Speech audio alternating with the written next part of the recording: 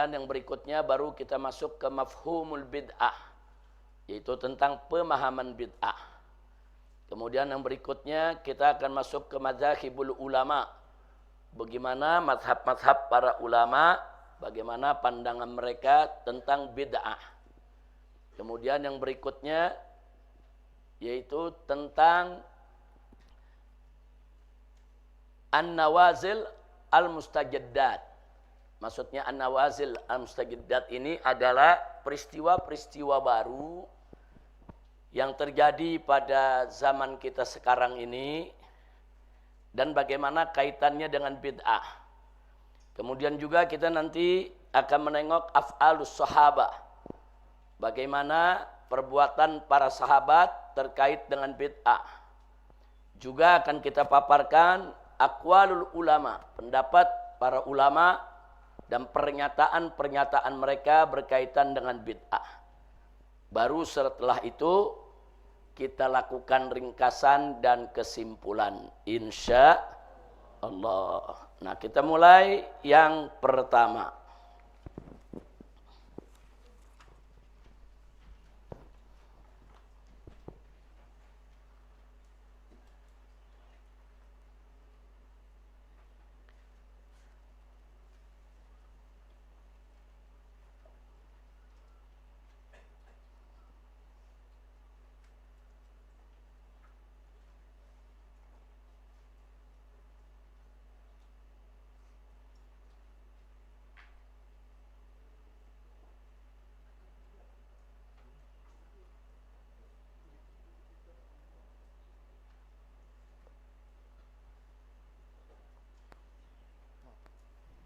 Ya, ini jangan sudah salah ngasih. Yang ente kasih buku ente. Jangan disamain, lain kali beda ya. Jangan dicampur-campur. Ayo ikut belajar, Jujun.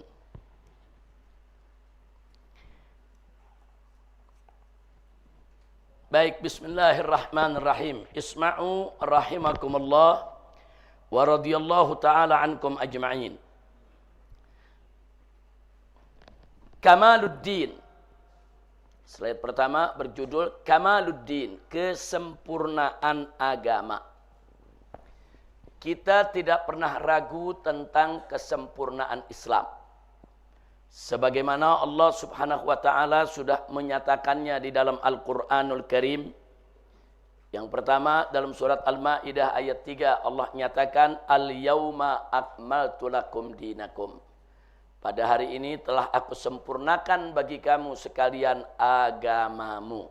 Jadi Allah yang menjamin tentang kesempurnaan agama Islam. Kemudian yang kedua ada dalam surat Al-An'am ayat 38. Allah nyatakan faqala ta'ala mafar. Artinya semua ada di dalam Al-Qur'an. Kitab min syai', tidak kami luputkan di dalam Al-Qur'an segala sesuatu, apapun saudara, daripada segala sesuatu tidak diluputkan. Artinya semua ada di dalam Al-Qur'anul Karim.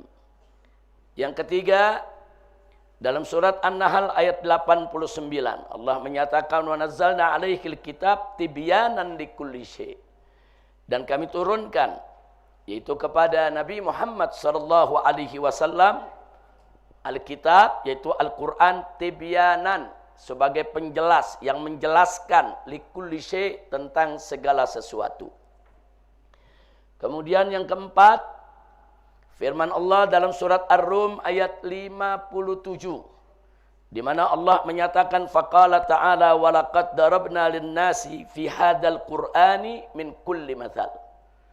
Jadi jelas Allah sudah berikan kepada kita aneka ragam perumpamaan dari aneka ragam peristiwa saudara di dalam Al-Qur'an sebagai petunjuk bagi seluruh umat manusia. Dan di dalam surat Al-Isra ayat 89, begitu juga Al-Kahfi ayat 54. Saudara, yaitu ayat yang semakna dengan tadi di mana Allah menyatakan faqala ta'ala wa laqad sarafna lin-nasi fi hadzal qur'ani min kulli mathal. Sedangkan surat Al-Kahfi ayat 54 wa laqad sarafna fi hadzal qur'ani lin-nasi min kulli mathal. Jadi ini semua dari yang 4, 5, 6 semakna bahwa Allah sudah berikan kepada manusia ini dalam Al-Quran ini dari berbagai macam contoh, dari berbagai macam aturan-aturan supaya dipatuhi, saudara. Nah, jadi di sini ayat-ayat ini menunjukkan bahwa Islam adalah agama yang sempurna. Nah, tidak ada kekurangan.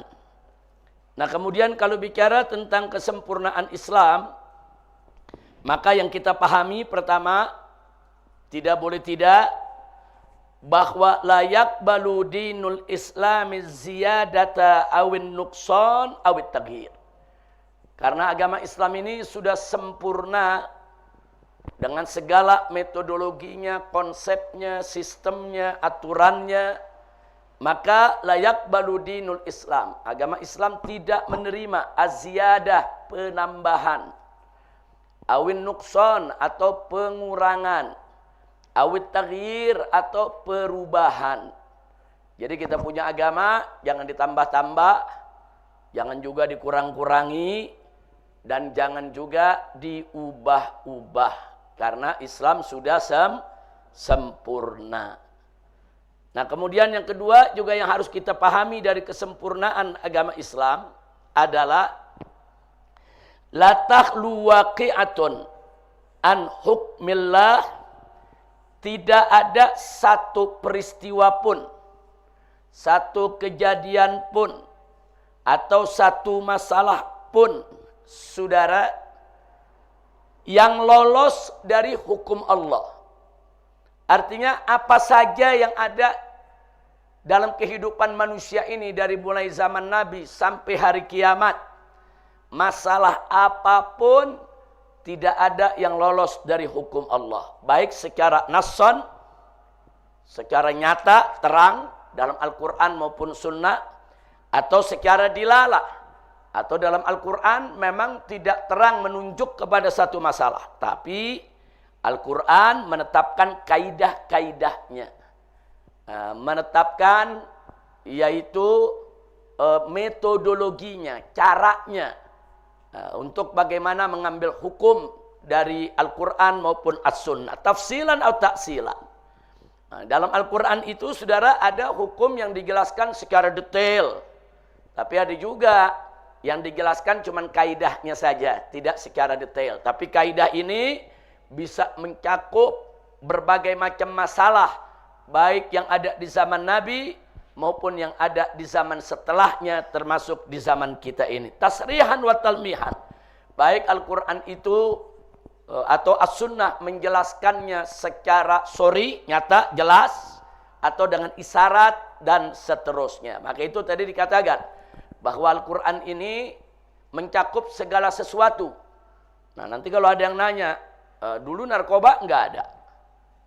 Nah, dalam Al-Quran enggak ada narkoba. Dalam hadis enggak ada narkoba. Nah, iya, Al-Quran tidak bicara tentang narkoba. Hadis tidak bicara tentang narkoba. Tapi Al-Quran bicara tentang hal-hal yang merusak.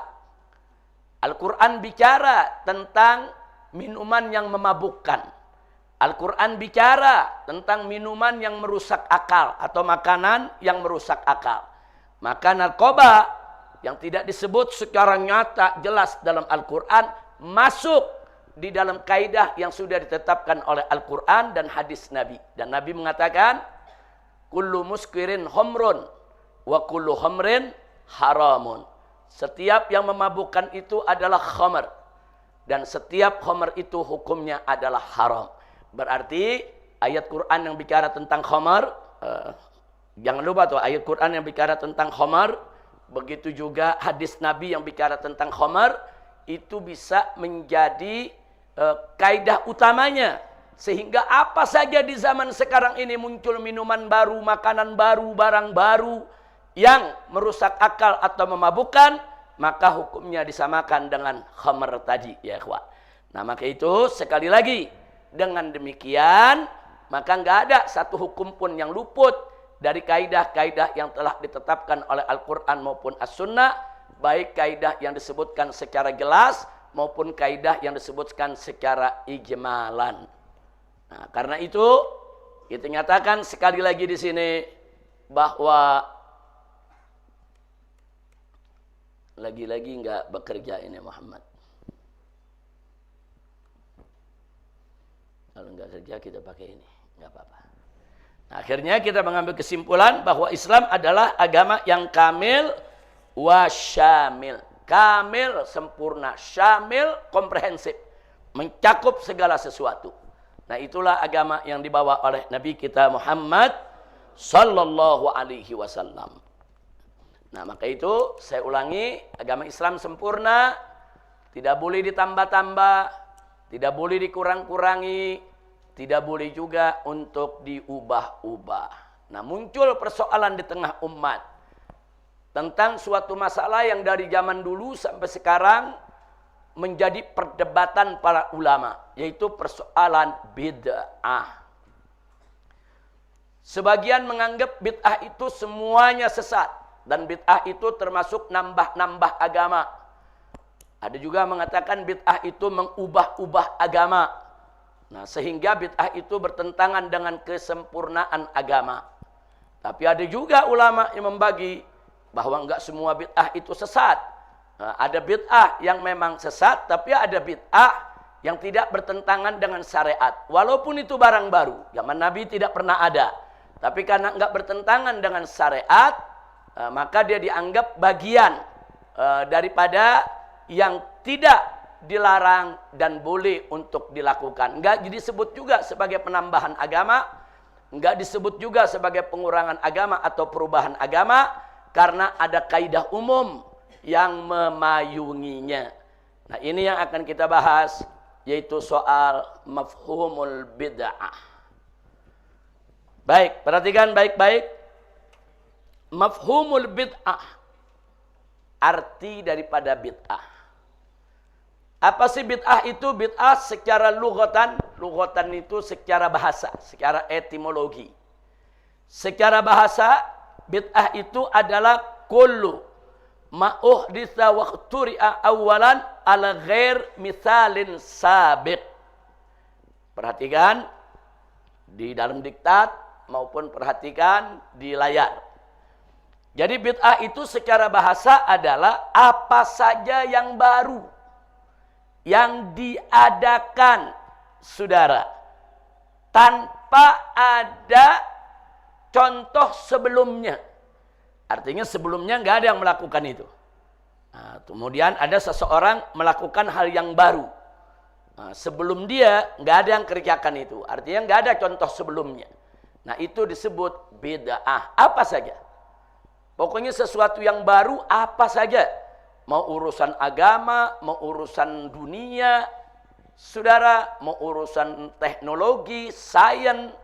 Nah, secara bahasa apa saja yang dulu tidak pernah ada orang yang mengerjakan, tahu-tahu dia memulai untuk mengerjakannya, maka orang tersebut disebut pelaku bid'ah. Dia menciptakan sesuatu yang baru, sesuatu yang belum pernah dilakukan oleh pendahulunya. Itu arti bid'ah secara bahasa. Nah, berikutnya arti bid'ah secara urfan. Secara uruf, tradisi, adat yang dikenal oleh umat saudara. Nah, secara uruf, bid'ah itu adalah kullu ma lam yaf'alhu Nabi sallallahu alaihi wasallam diniyan au dunyawiyan. Kullu ma, apa saja, lam yaf'alhu Nabi, yang belum pernah dikerjakan oleh Nabi sallallahu alaihi wasallam, dinian, baik dalam urusan agama, au dunyawiyan, atau dalam urusan dunia. Apa saja yang Nabi nggak pernah kerjakan, atau apa saja yang nggak pernah ada di zaman Nabi, atau lam ya'mur bihin Nabi, atau apa yang belum pernah diperintahkan oleh Nabi, atau lam yasra'hun Nabi, yang Nabi nggak pernah syariatkan itu, saudara. Intinya nggak pernah ada, udah di zaman Nabi dan Nabi nggak pernah kerjakan, nggak pernah nyuruh, nggak pernah mensyariatkan. Baik urusan agama maupun urusan dunia, itu disebut bid'ah.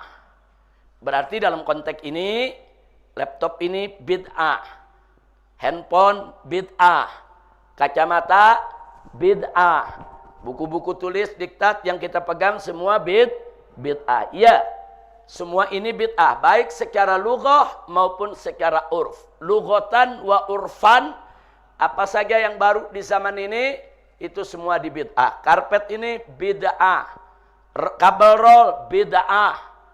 Nah, jadi sekali lagi itulah makna bid'ah secara lughah dan uruf. Nah, sedangkan yang akan kita bahas ini bukan bid'ah secara lughah, bukan bid'ah secara uruf. Yang akan kita bahas adalah bid'ah secara syariat. Karena bid'ah dalam urusan lughah nggak ada masalah. Ulama nggak berdebat. Bid'ah dalam urusan uruf nggak ada masalah, saudara. Itu tinggal disesuaikan aja dengan kearifan lokal yang ada. Kearifan lokal, apakah menerima atau tidak, saudara? Nah, itu urusan dunia. Nah, tapi yang ingin kita bahas adalah bid'ah mafhumuha syar'an. Pemahaman bid'ah secara syariat. Nah, bid'ah secara syariat ikhtalafa fikil ulama ila thalathati mazahib. Ulama berbeda pendapat menjadi 3 mazhab atau 3 pendapat. Jadi ada 3 pendapat yang beredar di kalangan para ulama kita tentang makna bid'ah secara syariat. Yang pertama, lihat halaman 22. Nah, kita masuk ke halaman 22. Madzhabul ulama fil bid'ah. Madhab para ulama tentang bid'ah. Yang pertama, kita sajikan di sini pendapat Syekh Ibn Taimiyah, wa Syekh Syaukani, wa Syekh As-Sun'ani. Nah, ini Syaukani ini yang ngarang kitab Nailul Autor. Nah, kitab terkenal sekali di Indonesia. Saudara, As-Sun'ani ini yang ngarang kitab Subulus Salam. Ini juga kitab yang sangat terkenal di Indonesia, saudara. Kalau Ibn Taimiyah, kita sudah sama tahu, ini ulama besar dari madhab Hambali, yang pemikiran beliau banyak mempengaruhi kalangan Wahabi di zaman ini, saudara. Nah, apa kata Ibn Taimiyah, Syaukani, dan Sun'ani rahimahumullahu rahmatan wasi'ah. Nah, di sini dikatakan pendapat mereka bertiga bahwa bid'ah itu cuma 1 macam. Enggak ada bid'ah 2 macam, 3 macam, 4 atau 5 macam. Tidak. Bid'ah itu hanya 1 macam. Yaitu bid'atud dolalah. Bid'ah yang dolalah. Bid'ah yang sesat. Nah, jadi di sini, dalam pandangan Ibn Taimiyah, Syaukani, dan Sun'ani, kullu malam yaf'alhun nabi, apa saja yang tidak pernah dilakukan oleh Nabi Muhammad sallallahu alaihi wasallam fil umurid diniyah, dalam urusan agama, apa saja yang Nabi nggak pernah kerjakan dalam urusan agama, maka itu adalah bid'ah dolalah. Nah, makanya jangan kaget kalau kalangan saudara-saudara kita dari kalangan Wahabi di mana saja di Timur Tengah maupun di Indonesia, mereka mengikuti pendapat ini. Bid'ah cuma 1 macam, yaitu bid'ah dolalah. Nggak ada itu bid'ah hasanah. Nggak ada itu bid'ah yang bagus. Bid'ah semuanya munkarah. Bid'ah semuanya sayyi'ah. Dan bid'ah semuanya adalah sesat. Yang kedua kita lihat pendapat jumhurul ulama. Kalau disebut jumhur berarti mayoritas. Berarti kebanyakan ulama, baik dari madhab Abu Hanifah, Syafi'i, Malik, Ahmad, saudara, kebanyakan ulama mereka membagi bid'ah, saudara, menjadi 2. Yaitu kita lihat bid'atun madzmumah dan bid'atun hasanah. Bid'atun mazmumah sama dengan bid'atun sayyi'ah. Bid'atun sayyi'ah, bid'ah yang jelek. Bid'atun mazmumah, bid'ah yang tercela, saudara. Nah, itu yang pertama. Yang keduanya bid'atun hasanah. Bid'ah yang baik.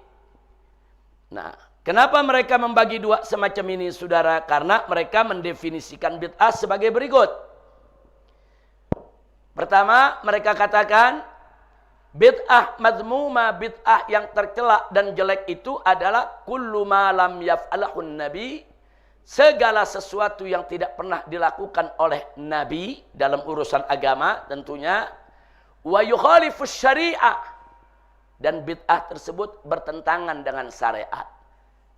Katakan bertentangan dengan Quran, atau bertentangan dengan sunnah, atau bertentangan dengan ijma, atau bertentangan dengan athar dari para salaf, saudara. Nah, jadi kalau ada satu bid'ah yang bertentangan, Nabi nggak pernah lakukan, dan itu bertentangan dengan Quran, dengan sunnah, kita udah lihat, oh ini bertentangan dengan ayat ini, oh ini nggak sesuai dengan hadis sahih yang ini.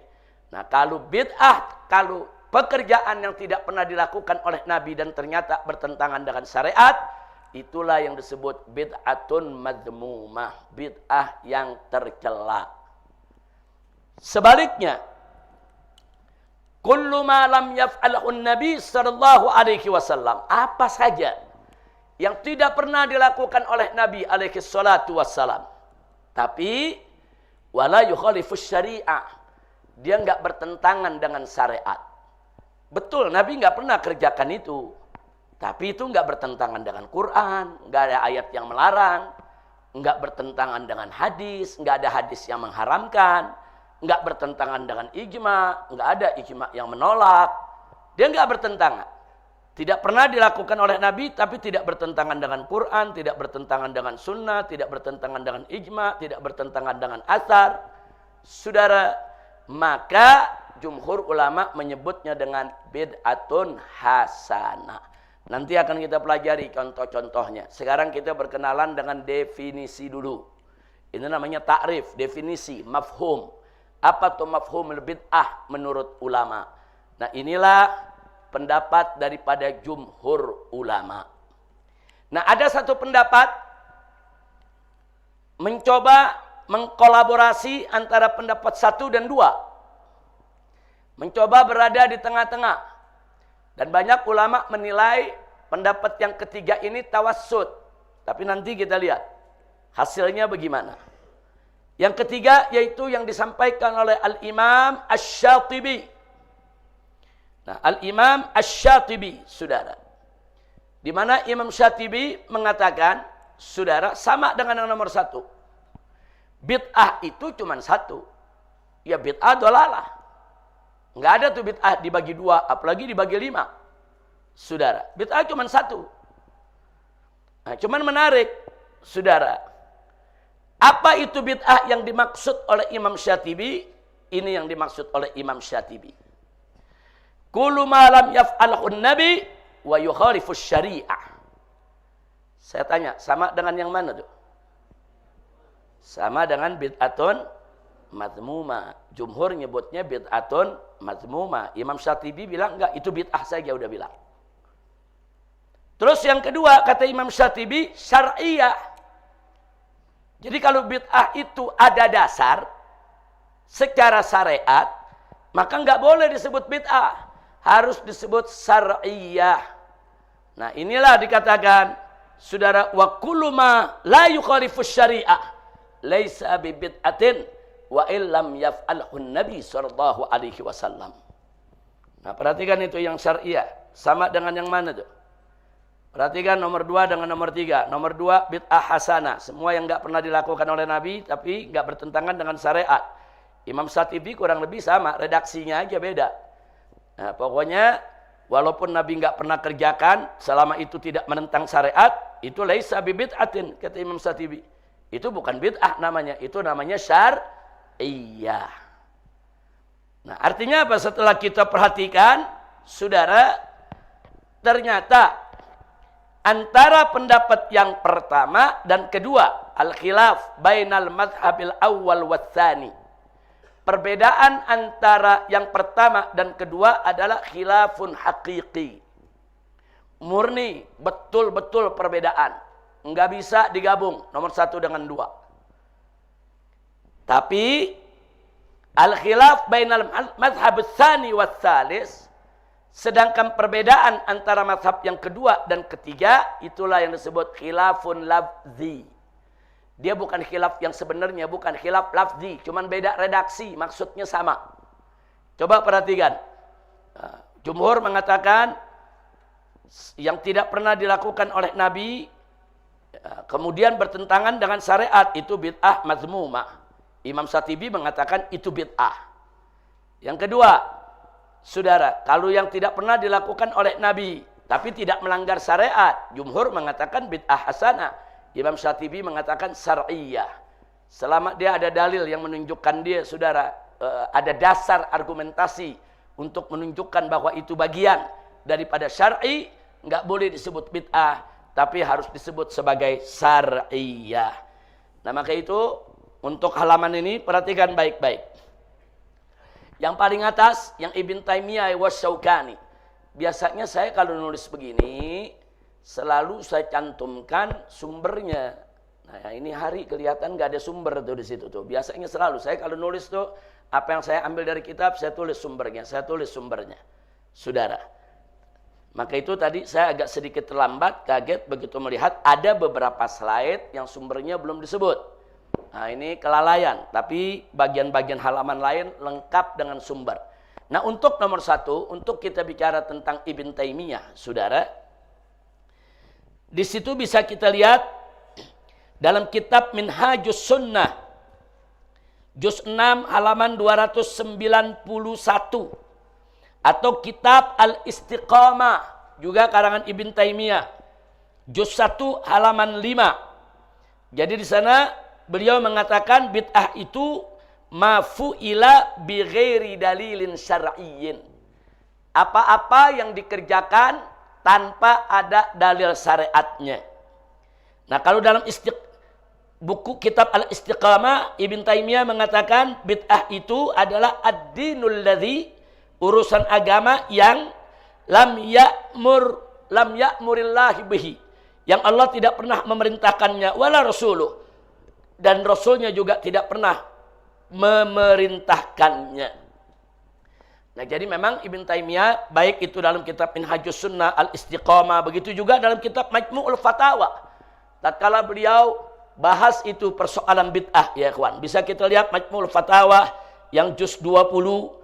Nah, di sana dengan panjang lebar beliau bicara tentang bid'ah, bahkan beliau mengutip yaitu ucapan Imam Syafi'i. Dalam Majmu'ul Fatawa li Ibn Taimiyah, Ibn Taimiyah mengatakan qala Syafi'i. Imam Syafi'i telah berkata. Apa kata Imam Syafi'i? Al bid'atu bid'atani. Bid'ah itu ada dua macam bid'ah. Yang pertama, bid'atun khalafat kitaban wa sunnatan wa ijma'an, yaitu bid'ah yang bertentangan dengan kitab, yaitu Al-Quran, dan sunnah, yaitu hadis, dan ijma', maksudnya ijma' ulama. Wa atharan, yaitu berita-berita yang datang an ba'di ashabi Rasulillah, yang datang dari sebagian sahabat Rasulullah. Fahadhihi, yang begini ini, kata Imam Syafi'i, bid'atun dolalah. Ini adalah bid'ah yang sesat.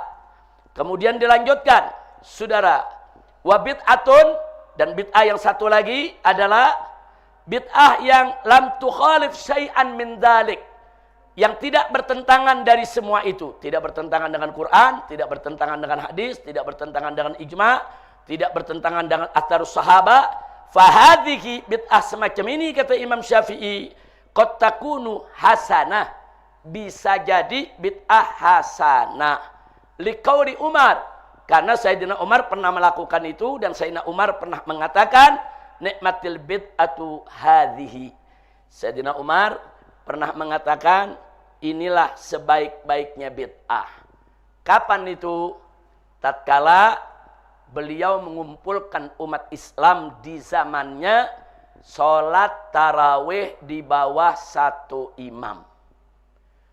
Jadi pada awalnya Nabi alaihi salatu wassalam sholat tarawih di masjid. Nabi sholat sunnah. Para sahabat ngelihat, ngikutin. Semalam, 2 malam, Nah, malam 1 ada yang ikut sedikit, malam 2 lebih banyak yang ikut, malam 3 mulai lebih banyak lagi. Malam berikutnya Nabi nggak keluar dari kamar, dari rumah. Jadi setelah sholat Isya, rapi, Nabi masuk ke rumah, Nabi nggak keluar. Para sahabat nunggu. Karena udah beberapa malam berturut-turut, Nabi sholat tarawih, ya ikhwan. Nah, jadi mereka mau ikut. Begitu Nabi nggak keluar, malam berikutnya lagi para sahabat tanya, radhiyallahu ta'ala anhu, di zamannya, beliau lihat malam bulan Ramadan di masjid banyak yang sholat tarawih, tapi sendiri-sendiri. Ada yang kelompok di sana, ada yang sendiri di sana, ada sekian orang di sana, saudara. Nah, akhirnya beliau lihat, beliau punya pandangan alangkah bagusnya kalau ini disatukan. Jadi Sayyidina Umar bukan membuat sholat tarawih, bukan. Sholat tarawihnya sudah ada. Cuman selama ini nggak ada tuh sholat berjamaah rame-rame di bawah satu imam. Sholat tarawih dari zaman Nabi sudah ada. Nabi pernah melakukannya beberapa hari di masjid. Saudara, nah sekarang begitu Sayyidina Umar lihat ini masjid ramai, ada yang sholat di depan, di tengah, di belakang, ada yang sendiri, ada yang berdua, ada yang berlima. Sayyidina Umar berpendapat kalau ini semua disatukan alangkah baiknya. Disatukan oleh Sayyidina Umar. Semua sholat tarawih semua disatukan, imamnya satu. Dipilih oleh Sayyidina Umar imamnya yang hafal Quran, yang bagus bacaannya, saudara, yang berilmu, saudara. Dan ketika itu, saudara, Sayyidina Utsman ada, Sayyidina Ali ada, saudara, sahabat-sahabat lain ada, tidak satu pun yang memprotes perbuatan Sayyidina Umar. Berarti kalau nggak diprotes jadi apa tuh? Ijma, saudara. Nggak ada yang protes.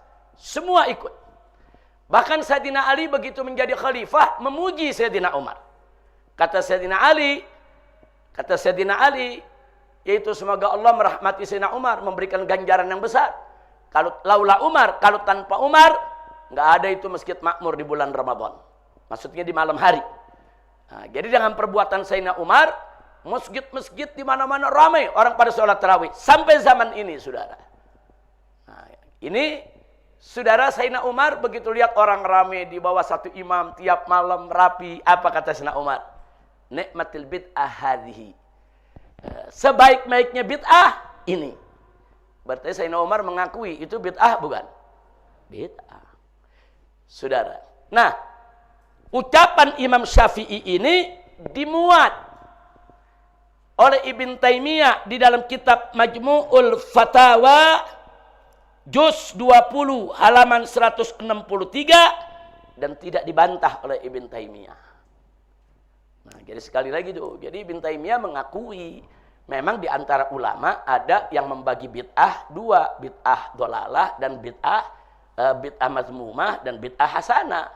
Hanya memang Ibn Taimiyah pribadi lebih cenderung kepada pendapatnya bahwa bid'ah ya satu saja, bahwa bid'ah itu semuanya dhalalah, saudara. Tapi kalau ditelusuri, saudara, Ibn Taimiyah juga ngakui kalau ada suatu yang disebut bid'ah ternyata sesuai dengan Quran dan Sunnah, bukan bid'ah itu, saudara. Nah, ini pendapat di sini berarti hampir sama dengan pendapat Imam Syatibi, saudara. Jadi kalau ada dalil bukan bid'ah, yang bid'ah itu yang nggak ada dalil, saudara.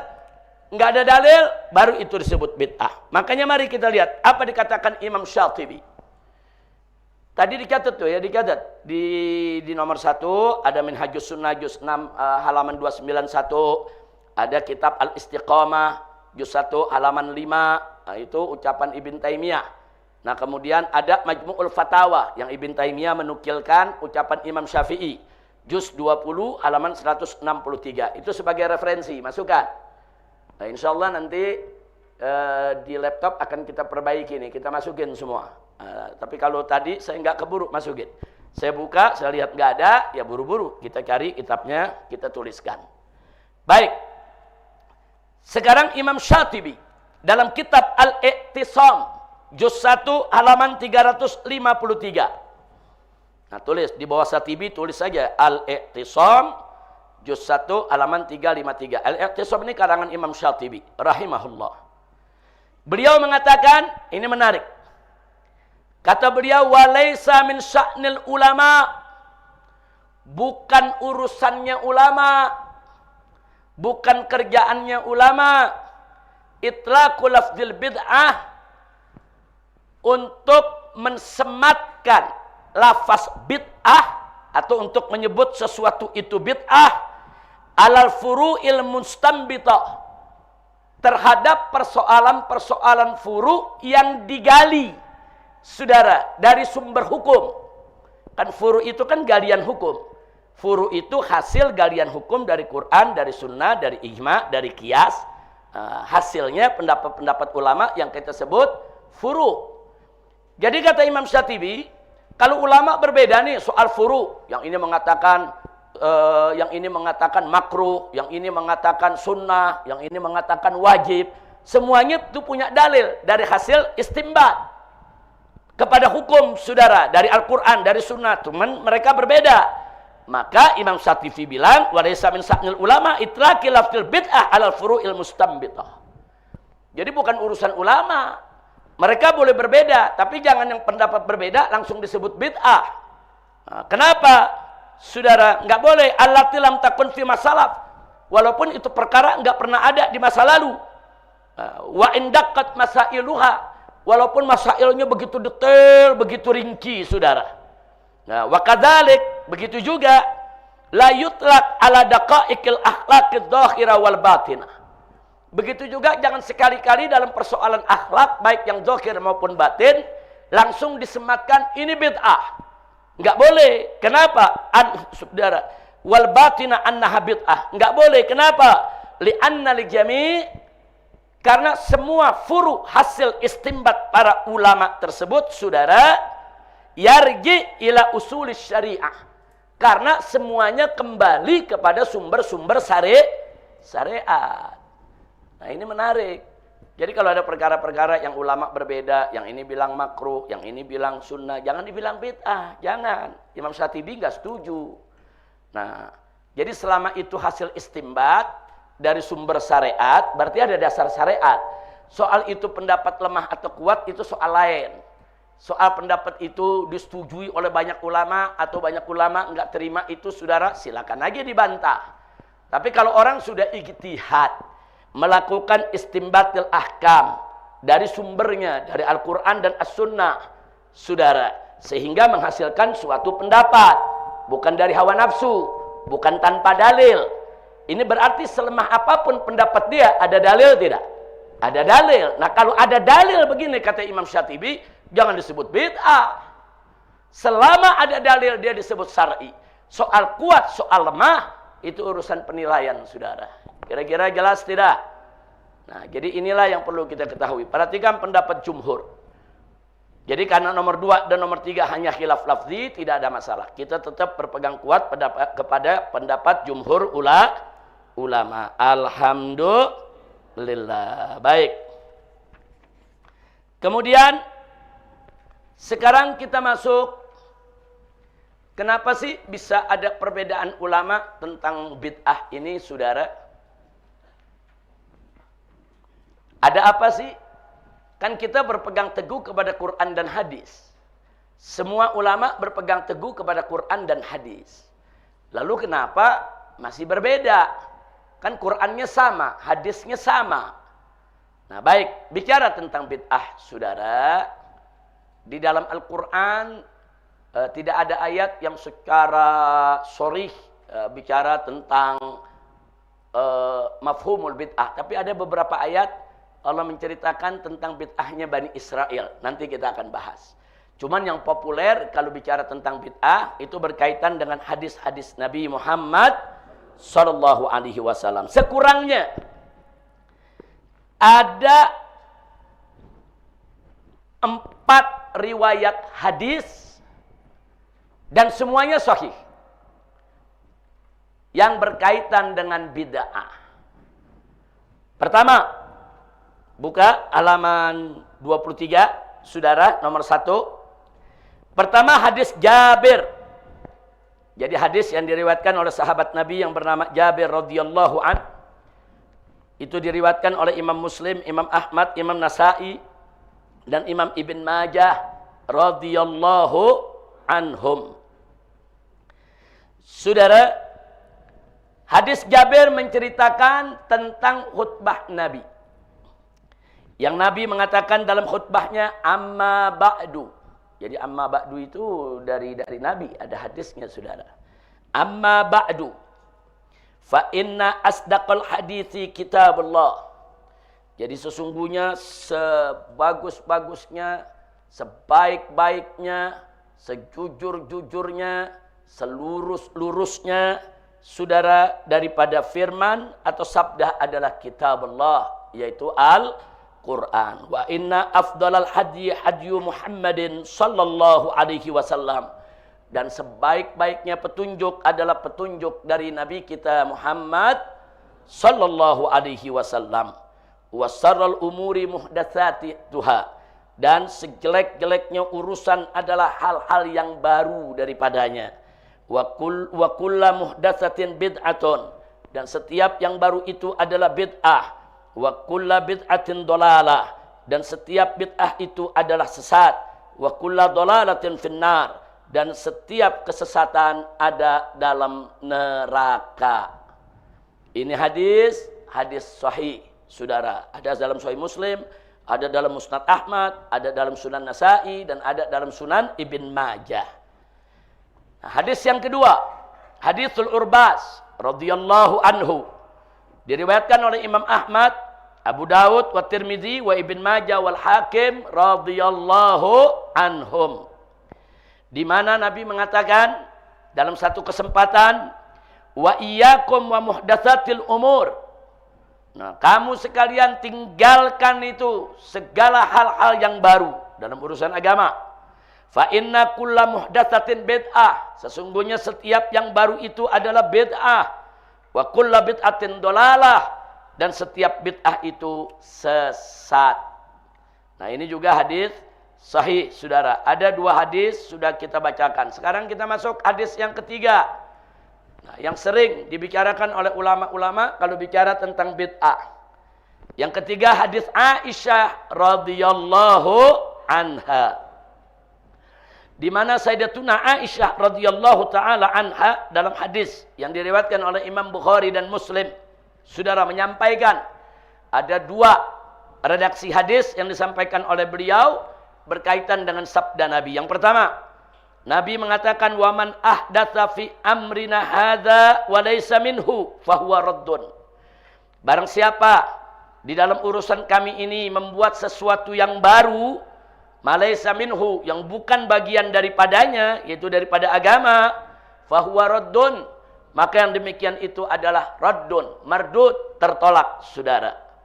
Man amila amalan, barang siapa yang mengerjakan suatu amalan, laisa alaihi amruna, enggak ada tuh kaitannya dengan urusan agama yang diajarkan oleh Nabi, fahuwa raddun, maka yang demikian itu adalah mardud, tertolak. Nah, kemudian hadis yang keempat, hadis Jarir. Nah, diriwayatkan juga oleh Imam Muslim, hadis sahih, saudara. Dan oleh Imam Ahmad, juga Imam Nasa'i, Imam Tirmidzi dan Ibn Majah radhiyallahu anhum. Di mana Nabi mengatakan, man sanna fil islami sunnatan hasanatan. Barang siapa di dalam Islam ini ada yang melakukan atau mengadakan suatu sunnah yang hasanah, suatu cara yang baik, falahu ajruha, maka bagi dia mendapatkan pahalanya. Wa ajru man amila biha, dan dapat juga dia pahala dari orang yang ikut mengamalkannya ba'dahu, setelah dia. Min ghairi an yanqus, yaitu tanpa mengurangi, min ujurihim syai', tanpa mengurangi sedikit pun daripada pahala mereka. Dan sebaliknya, wa man sanna fil islami, barang siapa yang melakukan atau mengadakan fil islami sunnatan sayyi'atan, ay tariqatan sayyi'atan, cara yang jelek, kana alaihi wisruha, maka dia yang kusotan daripada pahala mereka. Dan sebaliknya, wa man sanna fil islami, barang siapa yang melakukan atau mengadakan fil islami sunnatan sayyi'atan, ay tariqatan sayyi'atan, cara yang jelek, kana alaihi wisruha, maka dia menanggung dosanya. Wa wizru man amila biha min ba'dih, dan menanggung juga dosa dari orang-orang yang mengamalkannya atau mengikutinya setelahnya. Min ghairi an yanqusa, tanpa mengurangi, min auzarihim syai', tanpa sesuatu pun berkurang daripada dia punya dosanya. Inilah 4 hadis yang selalu dibicarakan oleh para ulama yang membahas persoalan bid'ah. Nah sekarang mari kita lihat 3 mazhab tadi. Mazhab yang pertama yaitu yang mengatakan bid'ah itu semuanya adalah dolalah, Ibn Taimiyah, Syaukani dan Sun'ani. Mazhab kedua jumhur ulama. Mazhab ketiga Asy-Syatibi. Mari kita lihat bagaimana hubungan mereka dengan 4 hadis tadi. Bagaimana mereka mengartikan hadis-hadis tersebut. Hadisnya cuma 4 ini yang kita mau bicarakan. Kita mulai dari pertama. Ibn Taimiyah, Wasyaukani, Wasun'ani, rahimahumullah. Tadi sudah dijelaskan bahwa mereka mengatakan semua bid'ah itu sesat. Jadi kullu ma lam yaf'alun nabi fil umurid diniyah, apa saja yang tidak pernah dilakukan oleh Nabi dalam urusan agama, semuanya sesat. Nah, apa dalilnya saudara? Lihat dalil yang dikemukakan Ibn Taimiyah, Syaukani dan Sun'ani. Di dalam aneka ragam pembahasan mereka, dalam kitab-kitab mereka, bahwa inna ahaditsa Jabir wal Urbas wa Aisyah radhiyallahu anhum wadihatun. Jadi kata mereka, hadis yang nomor 1, nomor 2 dan nomor 3, hadis Jabir, hadis Urbas dan hadis Aisyah, saudara radhiyallahu anhum, menurut Ibn Taimiyah, Syaukani dan Sun'ani, wadihah, sudah jelas. Bi anna kulla bid'atin fil umurid diniyah dolalah. Sudah jelas. Artinya sudah jelas, enggak perlu ditakwilkan lagi. Zahir hadisnya sudah jelas bahwa setiap bid'ah itu adalah sesat. Sehingga walaisa hunaka bid'atu ghairi dolalah. Sehingga enggak ada itu di sana bid'ah yang tidak sesat. Jadi beliau menggunakan hadis nomor 1, 2 dan 3 dengan alasan itu sudah jelas, enggak bisa ditawar lagi. Nah, kemudian sekarang yang berikutnya, beliau uraikan. Nabi mengatakan kullu bid'atin dolalah. Ini kata kullu di sini menurut Ibn Taimiyah, Syaukani dan Sun'ani adalah lafzun am la yukhassisuhu syai'. Lafaznya am, kullu bid'atin. Umum bid'ah yang mana saja semuanya adalah dolalah. Nah, kemudian di situ saudara Ibn Taimiyah, Syaukani dan Sun'ani juga mengatakan yang hadis Siti Aisyah yang ada kata ma laysa minhu ma ahdasa fi amrina hadza ma laysa minhu fa huwa raddun. Apa kata mereka saudara? Kata ma laysa minhu adalah qaidun lazimun wa wasfun daruriyun fi kulli muhdatsatin. Jadi ini merupakan qaid yang sudah melekat, sifat bagi sebuah bid'ah, bagi sifat. Di sini disebutkan malaysa minhu ini kaidun lazim, yaitu satu batasan yang sudah mengikat, wa wasfun daruri, yang mana sifat ini memang sudah ada melekat saudara fi kulli muhdatsatin, di setiap hal yang baru. Nah, jadi malaysa minhu mereka katakan ini merupakan sifat daripada setiap muhdatsatin, setiap sesuatu yang baru pasti malaysa minhu, bukan bagian daripada agama. Itu yang mereka tafsirkan. Nah, sekarang bagaimana hadis Jarir? Nah, mereka menganggap inna hadis Jarir, bahwa hadis Jarir yang nomor 4 wadihun fi ihya'is sunnah. Itu hadis yang berkaitan dengan ihya'is sunnah, menghidupkan sunnah. Tidak ada kaitan dengan soal bid'ah. Jadi mereka menganggap nomor 4 itu tidak ada kaitan dengan urusan bid'ah. Dibilang ini adalah ihya'us sunnah. Saudara, tapi memang ada muskil. Muskilnya di mana? Muskilnya saudara di sini dikatakan man sanna sunatan hasanah. Berikutnya man sanna sunatan sayyi'ah. Kalau man sanna sunatan hasanah dianggap ihya'us sunnah, menghidupkan sunnah, sunnah yang baik. Lalu man sanna sunnatan sayyi'ah, emang ada sunnah sayyi'ah? Enggak ada. Mana ada sunnah sayyi'ah? Yang namanya sunnah, saudara, kalau berdasarkan ulama hadis, maja'a ada Nabi. Apa yang datang dari Nabi? Enggak ada yang sayyi'ah. Kalau berdasarkan hukum fikih, sunnah itu yang dikerjakan dapat pahala, ditinggalkan tidak berdosa. Enggak ada juga sunnah sayyi'ah. Nah, akhirnya apa? Kalangan para pengikut Ibn Taimiyah dan pengikutnya mencoba memisahkan mana sunnah hasanah di awal menjadi makna sunnah, yang kedua menjadi makna bid'ah, saudara. Jadi beliau katakan sunnah hasanah itu sunnah, sunnah sayyi'ah itu bid'ah, saudara. Tapi lucu, masa bid'ah disebut sunnah sayyi'ah? Enggak diterima oleh jumhur ulama. Nah, jumhur ulama mengartikan sunnah di sini thariqah. Man sanna fil islami thariqatan hasanah. Barang siapa yang mengadakan sesuatu cara yang baik, thariqah. Kalau thariqah ada hasanah, ada sayyi'ah, saudara. Nah, kalau thariqahnya baik, itu disebut bid'ah hasanah. Thariqahnya jelek, itu yang disebut bid'ah sayyi'ah, saudara. Nah, jadi ini dibantah oleh jumhur untuk penolakan terhadap hadis yang keempat. Baik, kita lanjutkan sekarang. Yaitu mazhab yang kedua, jumhur ulama. Bagaimana pandangannya terhadap 4 hadis tadi? Mari kita lihat. Saudara, tadi sudah kita sampaikan jumhur mengatakan bid'ah ada 2. Bid'ah mazmumah atau bid'ah sayyi'ah dan bid'ah hasanah. Yang mazmumah adalah semua yang tidak pernah dilakukan oleh Nabi dan bertentangan dengan syariat. Sedangkan yang hasanah, yang tidak pernah dilakukan oleh Nabi tapi tidak bertentangan dengan syariat. Nah, terus bagaimana dengan hadis kullu bid'atin dolalah? Memakai kata kullu, saudara. Nah, di sini, saudara, waradat kalimatu kul fil Qur'an wa qad dakhalahat takhsis. Ternyata di dalam Al-Qur'an ada ayat-ayat Quran menggunakan kata kullu, tapi ternyata artinya, saudara, qad dakhalahu takhsis, saudara, bisa dimasukkan dengan pengkhususan. Atau dengan kata lain, saudara, ternyata kata kullu itu enggak selalu artinya semua.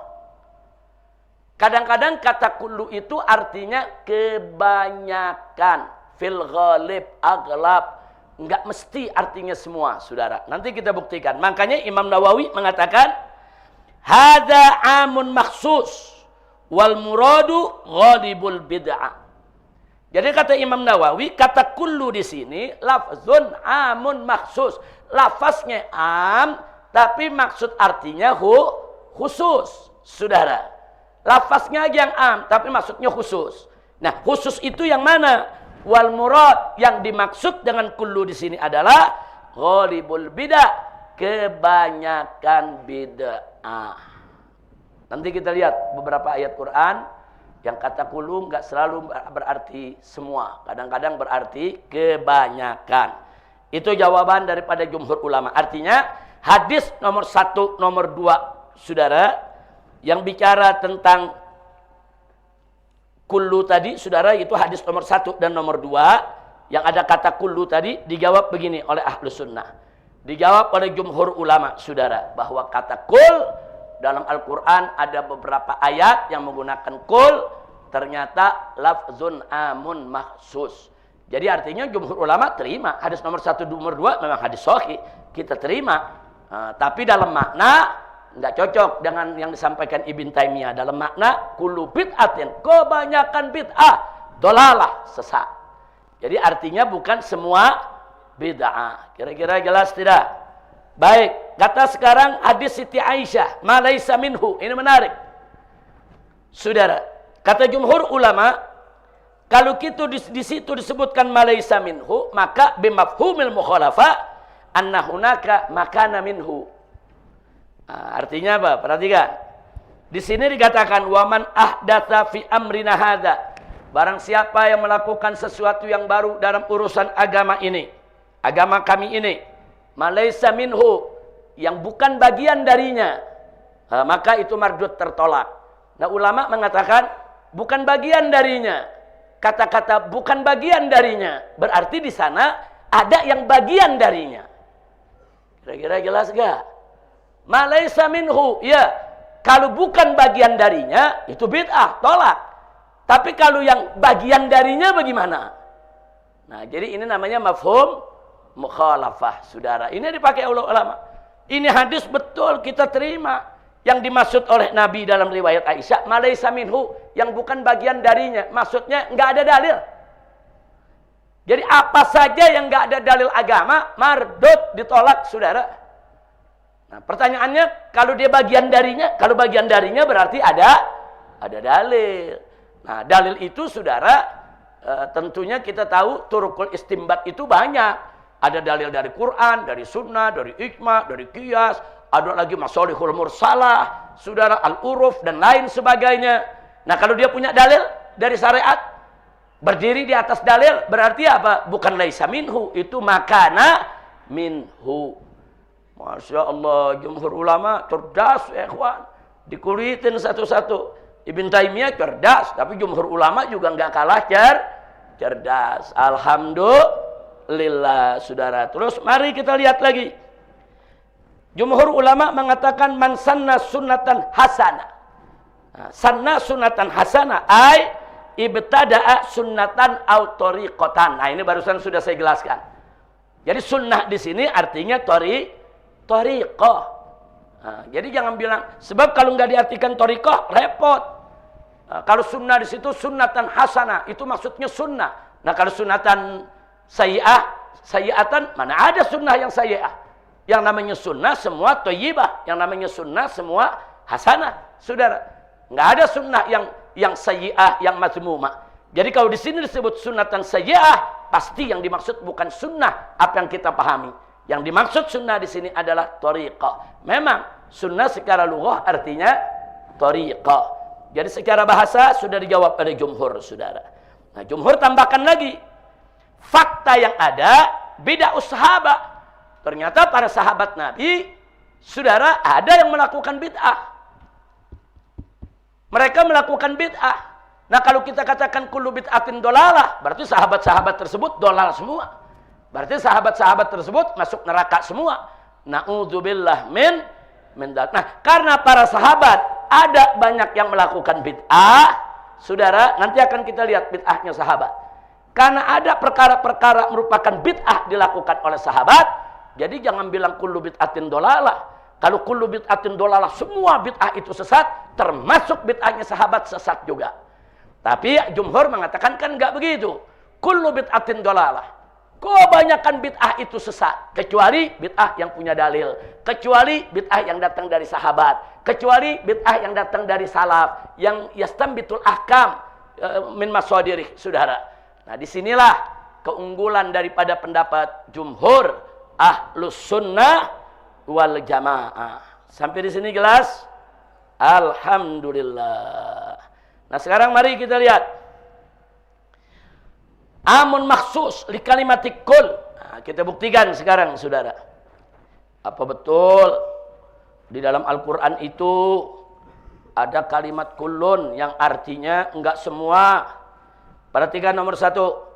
Surat Al-An'am ayat 44, saudara. Ini ayat menceritakan tentang satu kaum yang Allah kirim azab kepada mereka. Kemudian Allah katakan apa? Falamma nasu ma dzukkiru bih. Tatkala mereka sudah melupakan apa-apa dari peringatan-peringatan yang sudah mereka diberikan peringatan. Fatahna alaihim abwaaba kulli syai'. Maka kemudian kami buka kepada mereka pintu-pintu kegembiraan. Maksudnya pintu-pintu kegembiraan mereka dibiarkan tuh. Istidraj. Pintu-pintu kegembiraan semua dibuka sehingga mereka semena-mena. Saudara, enggak mau taat kepada Allah. Nah, jadi mereka enggak mau belajar tuh dari peringatan-peringatan yang pernah Allah berikan. Nah, ini menarik. Kata fatahna alaihim abwaaba kulli syai'. Abwaaba kulli syai'.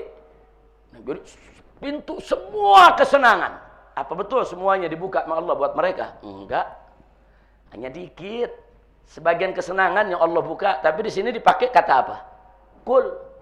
Kul di sini enggak semuanya, saudara. Nah, jadi kalau kita pelajari, enggak semuanya pintu kesenangan dibuka begitu saja untuk mereka oleh Allah. Nah, tapi ada sebagian. sengaja diumbar supaya mereka istidraj, mereka makin lupa kepada Allah, lupa dengan peringatan min kullis samarat. Maka makanlah olehmu dari semua daripada buah-buahan atau bunga-bungahan, saudara. Nah, jadi Allah ciptakan lebah, disuruh makan tuh semua bunga yang ada. Apa itu lebah makan semua? Enggak, saudara. Ya, yang dianugerahkan sama Allah lagi yang ada di sekitarnya dia makan, saudara.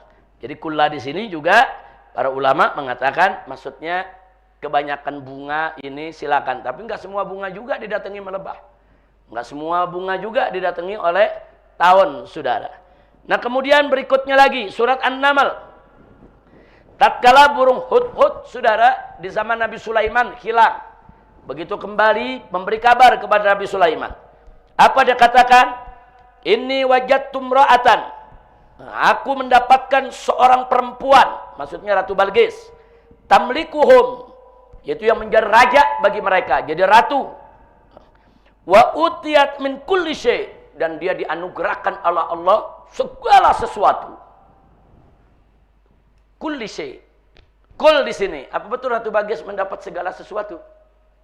Enggak. Apa dapat segala sesuatu? Enggak ada, ya ikhwan. Iya, dia dapat kekuasaan, dapat wilayah yang besar, dapat kemakmuran. Iya, itu betul. Banyak Allah kasih anugerah. Saking banyaknya Allah katakan, saudara, yaitu utiyat min kulli syai', diberikan daripadanya segala sesuatu. Tapi maksudnya bukan segala sesuatu, kebanyakan. Nah, maka kata kullu ini sekali lagi artinya kadang-kadang semua, kadang-kadang artinya aglab fil ghalib, kebanyakan. Surat Az-Zumar, saudara, 62. Di situ dikatakan Allahu khaliqu kulli syai'. Allah menciptakan segala sesuatu. Ini yang dijadiin dalil oleh Mu'tazilah. Makanya Mu'tazilah bilang Al-Quran makhluk.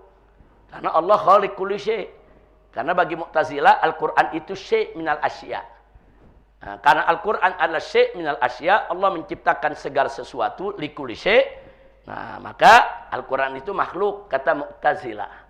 Nah, sementara saudara, nah di sini para ulama andai kata pun Al-Quran itu dikatakan syai', tetap nggak boleh disebut makhluk, saudara. Dan tetap Allah tidak menciptakan Al-Quran, karena Al-Quran itu kalam Allah. Jadi kalau dikatakan Allahu khaliqu kulli syai', enggak semua.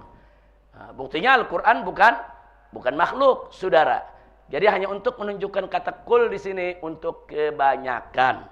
Yang terakhir, surat Al-Ahqaf ayat 25, saudara, juga tentang azab. Di mana azab yang dikirim oleh Allah, tudammiru kulla syai'in bi amri rabbiha fa asbahu la yura ila masakinuhum. Jadi di sini dikatakan azab datang menghantam mereka dan menghancurkan kulla syai', semuanya. Bi amri rabbiha, dengan perintah dari Tuhannya. Fa asbahu la yura, akhirnya mereka itu enggak kelihatan kecuali hanya tempat tinggal mereka saja, hilang, hancur, lebur, saudara. Tapi kalau dikatakan menghancurkan segala sesuatu, emang semuanya hancur? Kan buminya masih ada, gunungnya masih ada, padang pasirnya masih ada. Nah, kata kulli di sini dimaksudkan al-aglab, kebanyakan yang ada di sekitarnya sudah hancur. Singkat cerita, nomor 1 sampai 6 ini hanya untuk menunjukkan, saudara, kalimatul qul fi hadhil ayat wa mithluha amun maksus. Lafaz yang bersifat umum tapi maksudnya adalah khusus. Itulah ditarik kepada kata kullu bid'atin dolalah. Kata kullunya lafzun am, betul. Aslinya dia lafaz umum, tapi maksudnya adalah ghalibul bid'ah. Jadi kullu bid'atin maksudnya ghalibul bid'ah. Ghalibul bid'ah, kebanyakan bid'ah adalah sesat. Dan mengakui ulama, sepakat semua ulama, kebanyakan bid'ah adalah sesat, saudara. Tapi tidak semua bid'ah sesat. Nah, itulah yang menjadi dalil jumhur. Sekarang kita lihat Imam Syatibi. Nah, bagaimana pandangannya tentang dalil-dalil tadi, saudara. Nah, Imam Syatibi sepakat inna ahadits Jabir wal Urbas wa Aisyah radhiyallahu anhum wadhih. Imam Syatibi sepakat dengan Ibn Taimiyah.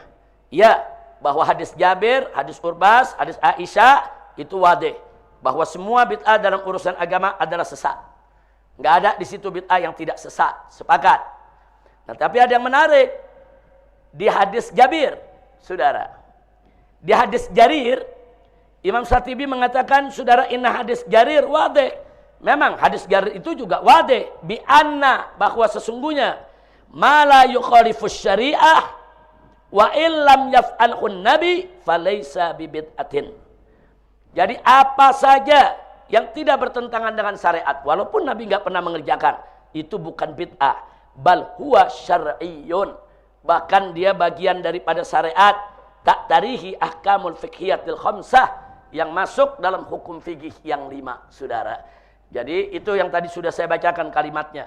Jadi jangan semua ulama kalau berbeda soal hukum di furu langsung menuduh hasil fatwa yang lain sebagai bid'ah. Yang ini sunnah, enggak begitu. Kalau dalam soal hukum, saudara, selama dia punya dalil, ulama yang bicaranya punya argumentasi daripada dalil syariat, walaupun mungkin mazhab lain melihat itu lemah, tetap dia produk syariat.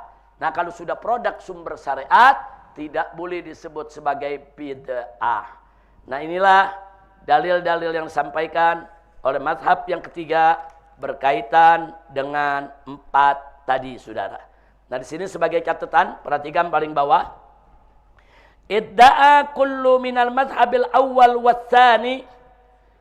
Jadi mazhab yang pertama yaitu Ibn Taimiyah, begitu juga yang tsani jumhur, saudara, bi anna Syatibi ma'ahum, bahwa Imam Syatibi cocok dengan pendapat mereka. Nah, tapi banyak ulama mengatakan badal Imam Syatibi, akan tetapi sebetulnya Imam Syatibi mazhabun tsalits. Dia mazhab berdiri sendiri dalam soal ini, mu'tadilun mutamayyiz. Artinya dia mencoba netral, objektif. Ada bagian dia sepakat dengan Ibn Taimiyah, ya semua bid'ah itu sesat.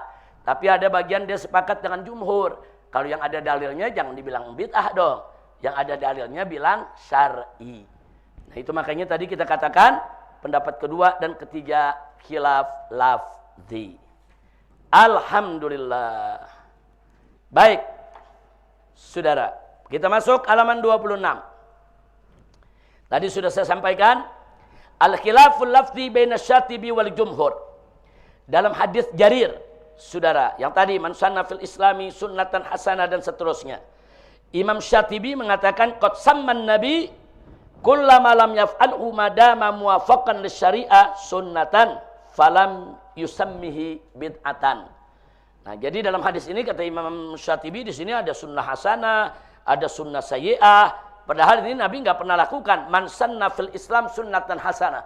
Berarti kalau dikatakan barang siapa yang mengada-ngada melakukan suatu sunnah yang nggak pernah ada, berarti orang ini yang buat. Nah, kalau orang ini yang buat, berarti Nabi nggak pernah melakukan. Tapi tetap Nabi sebut sebagai sunnatan hasanah. Nah, Imam Syatibi mengatakan kalau begitu ini nggak boleh disebut bid'ah selama dia punya dalil, saudara. Jadi sebutan sunnah hasanah, toriko hasanah, toriko yang baik. Apa maksudnya toriko yang baik? Toriko yang ada dalil.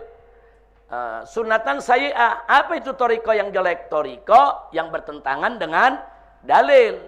Jadi sunnatan hasanah, toriko yang enggak bertentangan dengan syariat.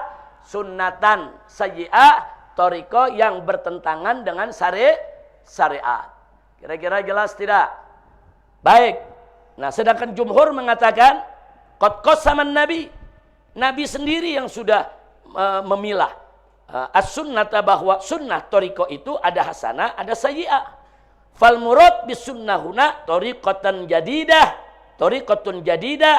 Nah, yang dimaksudkan dengan sunnah di sini adalah cara yang baru, yaitu bid'ah. Li'anna laisa hunaka sunnatan sayyi'ah. Sunnah dalam arti kata sunnah, saudara, enggak ada yang sayyi'ah. Berarti sunnah di sini yang dimaksud adalah tariqah. Ada tariqah hasanah, ada tariqah sayyi'ah. Tariqah inilah karena dia baru, maka dia adalah bid'ah. Jumhur memahami kalau gitu hadis ini harus dimaknai man sanna fil Islam bid'atan hasanah. Bid'ah itu adalah tariqah yang baru. Tariqah baru itu namanya bid'ah. Barang siapa yang membuat tariqah yang baru tapi bagus, Nah, barang siapa yang membuat thariqah yang baru tapi jelek. Nah, thariqah yang baru bagus, itulah bid'ah hasanah. Thariqah baru yang jelek, itulah bid'ah mazmumah. Wallahu a'lam. Nah, itulah yang perlu kita ketahui bagaimana tentang perdebatan ulama soal arti bid'ah, definisi bid'ah, dan dalil daripada hukum bid'ah. Sampai di sini jelas?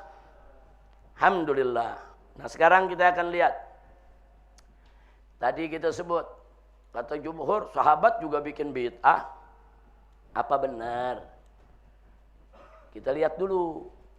Karena nanti kalau kita nggak jelaskan, nanti kita diserang Wahabi. Wah, gawat ini markas syariat. Sahabat Nabi dibilang pelaku bid'ah. Gawat ini markas syariat ini, sahabat Nabi difitnah sebagai ahli bid'ah. Nah, jadi kalau tadi jumhur mengatakan sahabat sendiri melakukan bid'ah, tapi bid'ah yang hasanah. Nah, sahabat yang mana? Dalam kasus apa? Mari buka halaman 26. Pertama, kita buka riwayat tentang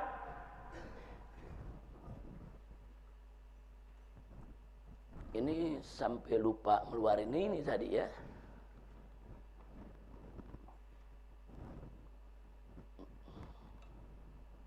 Kita langsung ke nah.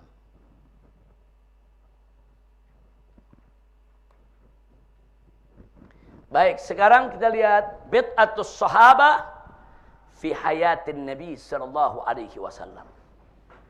Kita akan lihat berbagai peristiwa bagaimana para sahabat Nabi ada yang melakukan bid'ah, sesuatu yang Nabi tidak kerjakan dan Nabi tidak ajarkan ke mereka.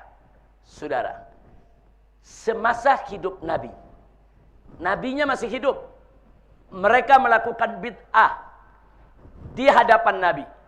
Padahal Nabi tidak pernah ajarkan mereka persoalan tersebut. Makanya kita beri judul bid'atus sahabah fi hayatin Nabi sallallahu alaihi wasallam.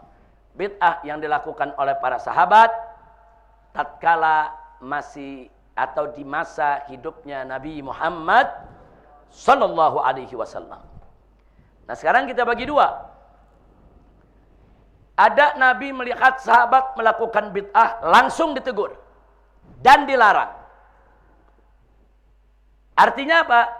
Artinya peristiwa tersebut dalil kalau sahabat memang melakukan bid'ah di zaman Nabi dan dilarang oleh Nabi. Nah, bid'ah yang dikerjakan sahabat dilarang oleh Nabi, ini bid'ah dhalalah. Ini bid'ah sayyi'ah. Makanya dilarang sama Nabi, saudara. Nah, kalau sudah dilarang, nggak boleh dikerjakan lagi sampai hari kiamat, saudara. Nah, perhatikan tuh. Jadi kalau ada bid'ah yang sudah dilarang oleh Nabi, berarti udah haram. Nabi sendiri nolak. Apa nih?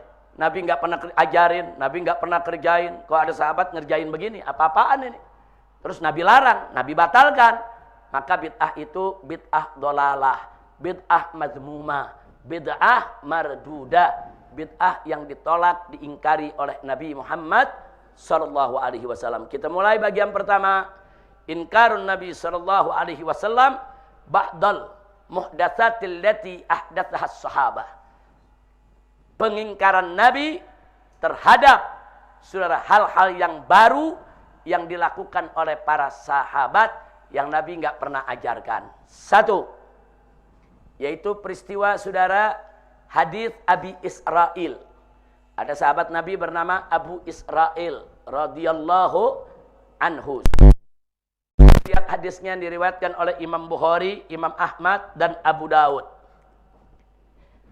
Diceritakan di situ, faqad kana an-nabiyyu sallallahu alaihi wasallam yakhtub, yaitu suatu ketika Nabi pernah berkhutbah.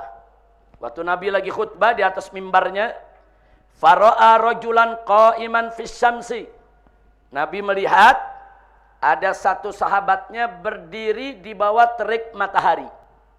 Nabi lagi khutbah di siang hari, jamaah yang lain duduk di dalam masjid, saudara, tapi ada satu yang berdiri di luar di bawah terik matahari.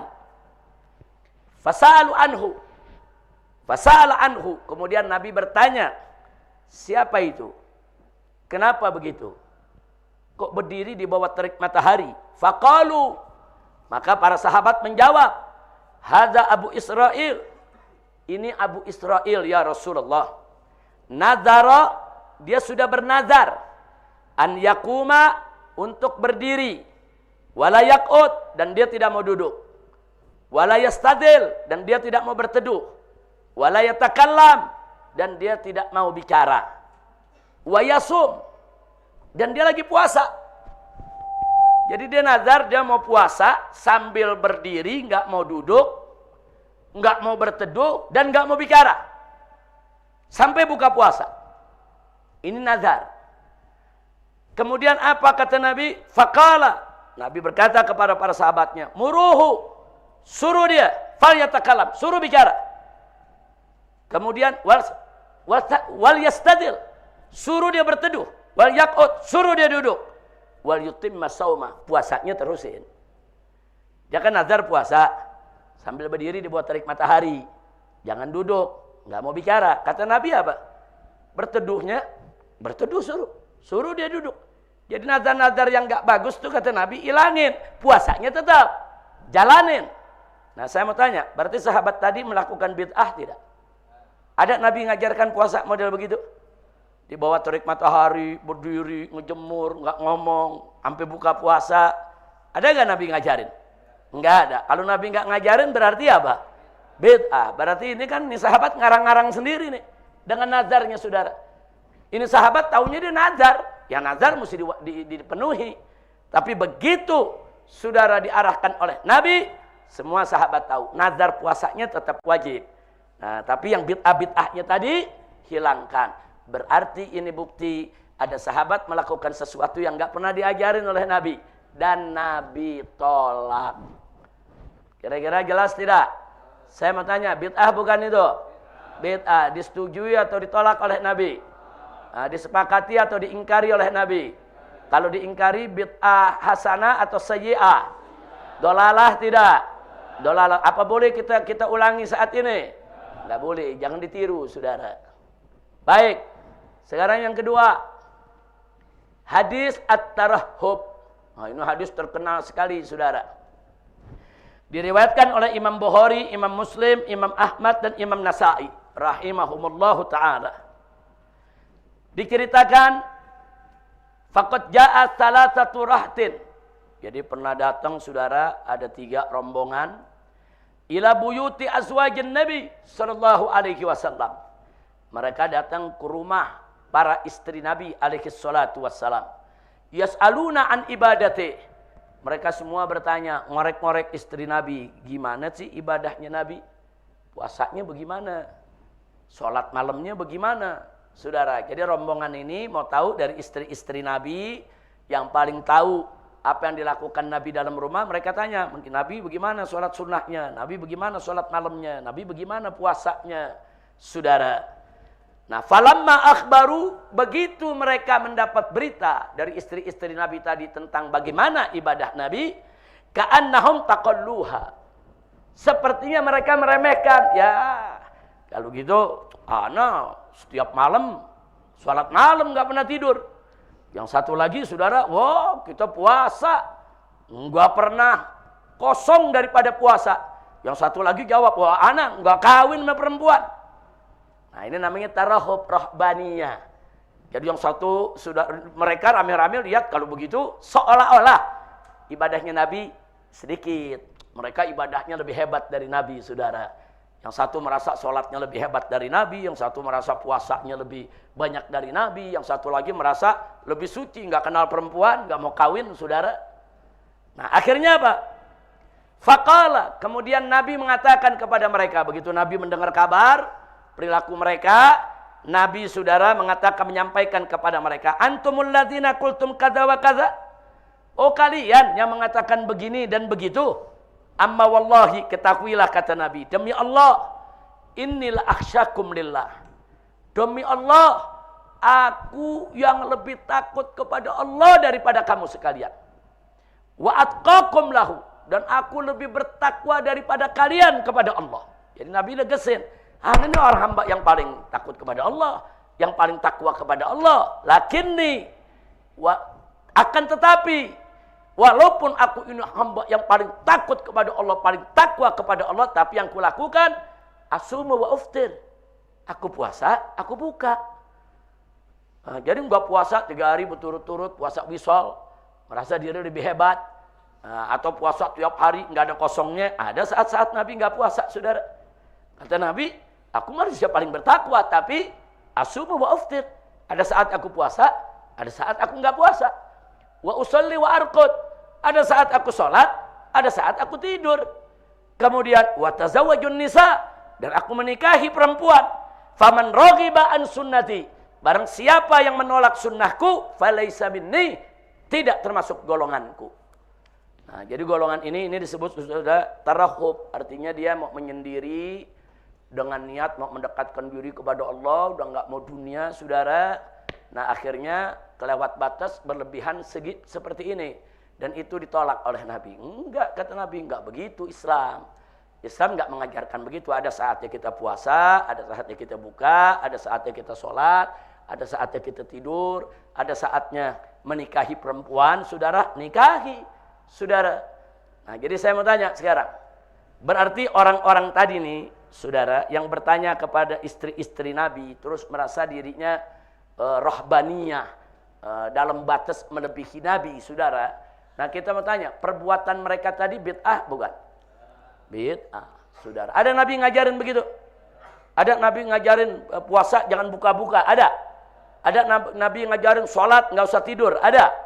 Ada Nabi ngajarin jangan deketin perempuan, jangan kawin sama perempuan? Ada? Nggak ada, saudara. Berarti yang mereka lakukan bid'ah bukan? Diajarkan oleh Nabi begitu tidak? Nah, bid'ah mereka diterima atau ditolak? Yaitu disepakati, disetujui atau diingkari. Nah, itu namanya bid'ah hasanah atau sayyi'ah. Ini yang disebut bid'ah dolalah. Jelas? Ya, baik. Itu hadis tarahub. Kita tambahin lagi, saudara, masih ada. Sebab kalau contohnya satu, ntar dibilang cuma satu-satunya lagi. Kalau contohnya cuma satu, ntar dibilang itu kan cuma satu-satunya. Kalau satu-satunya kan nadir. Nadir kal ma'dum. Saudara, nah kita tunjukkan beberapa contoh, bukan satu. Baik, yang ketiga, saudara, yaitu yang berkaitan dengan hadis Ibn Mas'ud. Saudara, diriwayatkan oleh Imam Bukhari, Imam Muslim, Imam Ahmad, Imam Nasai, Imam Tirmizi, Imam Ibn Majah radhiyallahu anhum. Qala Sa'ad ibn Abi Waqqas radhiyallahu anhu. Sa'ad ibn Abi Waqqas berkata, laqad raddan Nabiy sallallahu alaihi wasallam. Nabi pernah menolak ala Utsman ibn Mas'ud, tentang perbuatan Utsman ibn Mas'ud berkaitan dengan tabattul. Tabattul itu tarahub yang tadi kita ceritakan. Ai at-tafarruq lil ibadah, yaitu dia kosongkan hidupnya lepas dari seluruh dunia hanya untuk ibadah, wa tarkun nikah. Nah, untuk meninggalkan nikah, saudara. Nah, kemudian dikatakan walau adzina lahu lahtasaina. Andai kata perbuatan begitu diizinkan oleh Nabi, wah kita bisa dikebiri semua. Saudara, ya kalau enggak mau perempuan ya kebiri aja. Saudara, tapi di sini, saudara, kata Sa'ad ibn Abi Waqqas, raddan Nabi. Berarti diterima atau ditolak? Ditolak.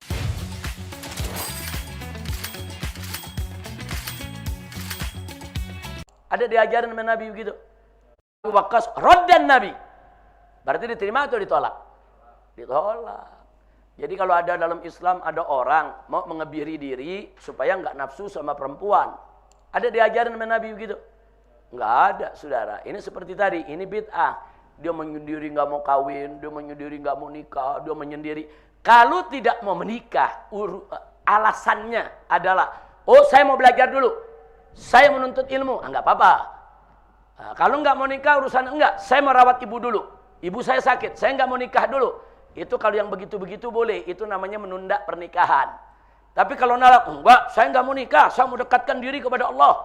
Nikah itu ngotori diri, nikah itu membuat saya jauh dari Allah, nikah itu hanya menghamba kepada hawa nafsu. Ini berarti menolak sunnah Nabi. Yang menolak sunnah Nabi semacam ini, saya mau tanya, oleh Nabi diterima atau ditolak? Berarti yang dikerjakan saudara oleh Utsman ibn Maz'un ini bid'ah bukan? Disetujui atau ditolak oleh Nabi? Diterima atau diingkari? Berarti dia bid'ah hasanah atau sayyi'ah? Inilah yang disebut bid'ah dolalah. Baik, yang keempat. Hadis shaumul wisal. Saudara, ada beberapa sahabat pada awalnya melakukan shaumul wisal. Shaumul wisal disambung puasanya saudara. Jadi puasanya enggak sehari, 2 hari baru buka, 3 hari baru buka. Jadi kan bukan puasa dari fajar maghrib buka, enggak. Saudara. Nah, ada sementara sahabat yang melakukan itu. Nah, waktu ditegur oleh Nabi, mereka menjawab. Apa kata mereka? Innaka tuwasil ya Rasulullah. Kami melihat engkau itu puasanya terus menerus ya Rasulullah. Jadi sahabat ngelihat Nabi nggak buka-buka. Hari ini puasa, malam masih puasa, besok masih puasa. Nah, mereka pikir itu sunnah, mereka tiru. Padahal Nabi nggak ngajarin mereka, saudara. Nah, jadi menurut pandangan mereka, Nabi itu puasa wisol, nggak buka-buka, saudara, sehingga mereka tiru. Padahal Nabi nggak ngajarin. Nah, begitu Nabi tegur mereka, mereka bilang, engkau sendiri kami lihat tuwasil ya Rasulullah. Apa jawab Nabi? Inni lastu kahayatikum. Ana ini enggak seperti antum. Kata Nabi, inni abitu inda rabbi. Aku ini tidurnya di sisi Allah. Yut'imuni wa yusqini. Allah yang kasih aku makan dan Allah yang kasih aku minum. Kan kita tahu Nabi juga tidur, tapi kan hatinya nggak pernah tidur, matanya merem, hatinya enggak. Jadi hayah Nabi sama sahabat beda. Jadi mungkin sahabat ngelihat Nabi nggak buka, tapi Allah udah kasih Nabi makan dan minum, saudara. Yang sahabat nggak ngelihat. Nah, maka itu Nabi tolak, jangan ngikutin begini. Ini bid'ah kalau kalian lakukan wisol. Nah, jadi sekali lagi, nah puasa wisol yang dilaksanakan oleh sahabat tadi, saudara, diajarkan Nabi tidak? Enggak. Ada disuruh sama Nabi? Enggak, mereka kerjakan, ditegur tidak? Ditegur. Kalau ditegur berarti diterima atau ditolak? Disetujui atau diingkari? Berarti bid'ah hasanah atau sayyi'ah? Ini yang disebut bid'ah dolak. Makanya dilarang oleh Nabi, saudara. Nah, itulah beberapa contoh bid'ah yang pernah dilakukan oleh sebagian sahabat Nabi radhiyallahu anhum dan ditolak oleh Nabi. Kalau sudah ditolak, enggak boleh kita ulangi. Makanya umat Nabi sekarang shaumul wisal tetap enggak boleh. Kalau sekarang ada, saya mau puasa 5 hari berturut-turut, saya nggak mau buka-buka, nggak boleh ya ikhwan. Walaupun saya niat lillahi ta'ala, saya mau taqarrub ilallah, saya mau mendekatkan diri, nggak bisa, Nabi larang. Nah, kalau kita tetap lakukan, kita melakukan bid'ah dolalah. Na'udzubillah min dzalik. Baik, sekarang bagian kedua. Bagian kedua, bid'atus sahabah fi hayatin Nabi. Di bagian ikrarun Nabi sallallahu alaihi wasallam ba'dul muhdatsatil lati ahdatsahas sahabah. Kali ini bid'ah yang dilakukan oleh sahabat tapi diterima oleh Nabi. Disetujui. Nah, kalau ada satu bid'ah yang diterima oleh Nabi, disetujui oleh Nabi, bahkan Nabi suruh sahabatnya ikut mengamalkan, berarti bid'ah tersebut bid'ah hasanah yang berubah, saudara, menjadi syariah karena udah disetujui oleh Nabi. Jadi kalau udah ikrar dari Nabi bukan bid'ah lagi namanya. Kalau sudah disetujui Nabi bukan bid'ah lagi namanya. Berarti namanya sudah bagian dari ajaran Nabi. Tapi sebelum disetujui oleh Nabi, bid'ah bukan? Bid'ah. Contoh, saudara, mari kita lihat hadis Bilal ibn Rabah radhiyallahu anhu yang diriwayatkan oleh Imam Ahmad, Imam Tirmizi, Imam Hakim, Imam Bukhari bi-ikhtisar. Imam Bukhari dengan singkat juga ikut meriwayatkan. Apa ceritanya? Mari kita lihat, saudara. Faqad kana Bilal radhiyallahu anhu, dulu Bilal kebiasaannya yaltazimu bit-taharah. Beliau ini merutinkan untuk bersuci, berwudu. Ba'da kulli hadatsin. Pokoknya setiap beliau hadas, beliau wudu. Mau buang angin, ya wudu. Setelah buang air kecil atau buang air besar, ya wudu. Pokoknya kalau beliau dapat hadas, beliau wudu. Kemudian Wa bis sholati rak'atain, dan sudah menjadi kebiasaan Bilal salat 2 rakaat ba'da kulli tahara. Setiap selesai bersuci. Setiap hadas langsung bersuci. Setiap bersuci langsung salat 2 rakaat. Itu kebiasaan siapa? Bilal, saudara. Begitu juga salat 2 rakaat ba'da kulli adzan. Nah, beliau ini muadzinnya Nabi, tukang adzannya Nabi. Setiap beliau setelah azan, beliau salat 2 rakaat. Nah, ini kebiasaan yang dilakukan oleh Bilal, saudara. Walam yaf'alhan Nabi sallallahu alaihi wasallam. Dan Nabi enggak pernah kerjakan itu, saudara. Dan Nabi juga tidak tahu kalau Bilal mengerjakan itu, saudara.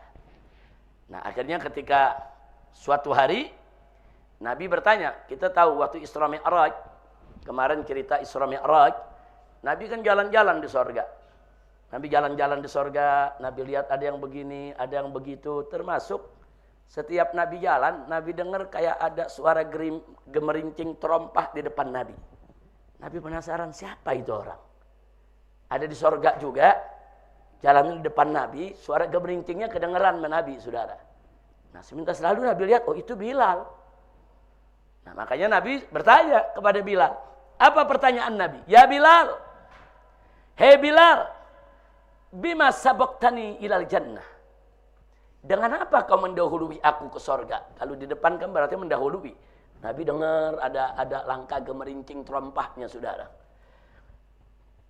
Bima sabaqtani ilal jannah. Dengan apa kau, yaitu mendahului aku di sorga? Ma dakhaltul jannah qat, tidaklah aku masuk ke dalam sorga, saudara, illa kecuali sami'tu khosyatan. Itu khoknya 2 kali ya, khosyah. Bukan ha, khosyah. Tidaklah aku masuk ke dalam surga kecuali aku mendengar geberincing daripada terompamu. Amami, di depanku. Jadi Bilal ditanya, ente udah kerjain ibadah apa nih bisa begini hebat? Bisa Allah muliakan, tinggi derajatnya. Nah, Bilal mengingat apa yang dikerjain. Kayaknya perasaan Bilal nggak ada yang istimewa. Nabi tanya, apa yang kamu kerjakan? Coba cerita, apa yang kamu kerjakan? Aku nggak tahu. Kalau Bilal adzan, Nabi tahu. Bilal sholat 5 waktu, Nabi tahu. Bilal bantu Nabi, Nabi tahu, saudara. Bilal ikut jihad, Nabi tahu. Jadi Nabi tanya, coba sampaikan kepadaku apa yang aku belum tahu yang kamu kerjakan. Diceritakan sama Bilal, ya Rasulullah, setiap aku hadas, aku selalu bersuci. Dan setelah bersuci, aku selalu sholat 2 rakaat. Dan setiap, yaitu aku mengumandangkan azan, setelah itu selalu aku sholat 2 rakaat. Saudara.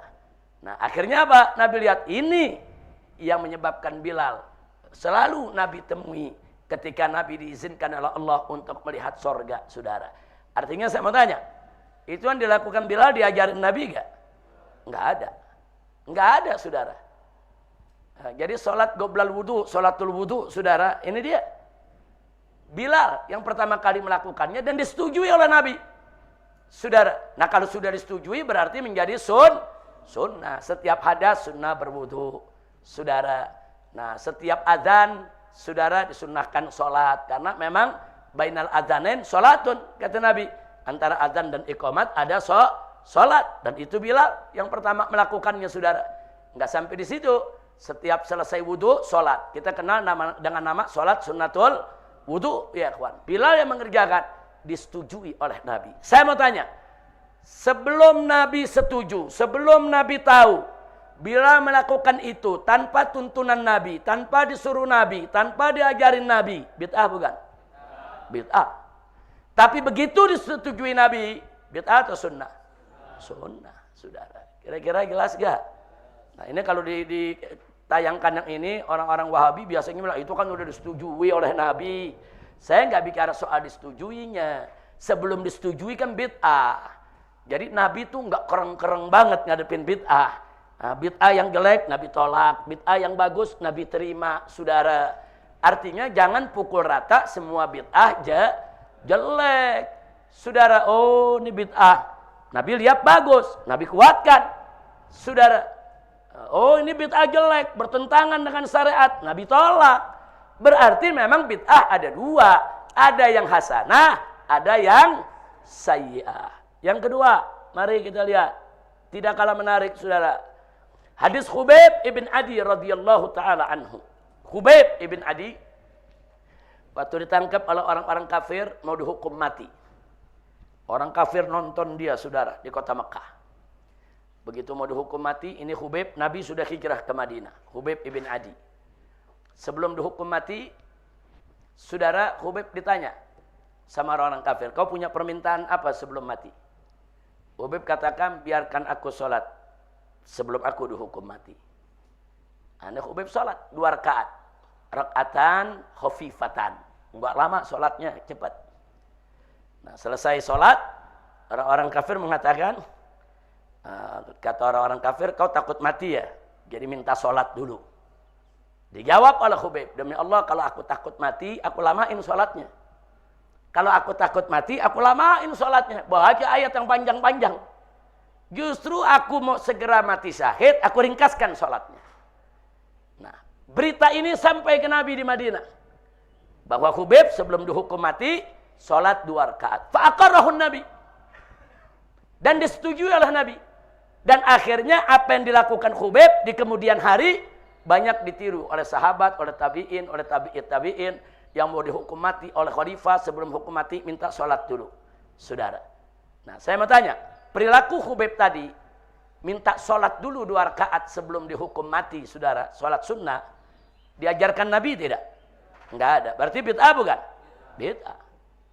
Tapi kemudian Nabi setuju. Berarti bid'ah atau sunnah? Sunnah. Kira-kira jelas tidak? Tapi setidaknya di saat Nabi hidup ada sejumlah sahabat melakukan hal yang tidak dikerjakan oleh Nabi, yang tidak disuruh dan tidak diajarkan oleh Nabi, saudara. Itulah yang disebut bid'ah. Ada yang ditolak oleh Nabi, dia jadi bid'ah dolalah. Ada yang diterima oleh Nabi, dia jadi bid'ah hasanah. Bahkan dia menjadi sunnah Nabi kita Muhammad sallallahu alaihi wasallam. Baik, lanjutkan yang ketiga.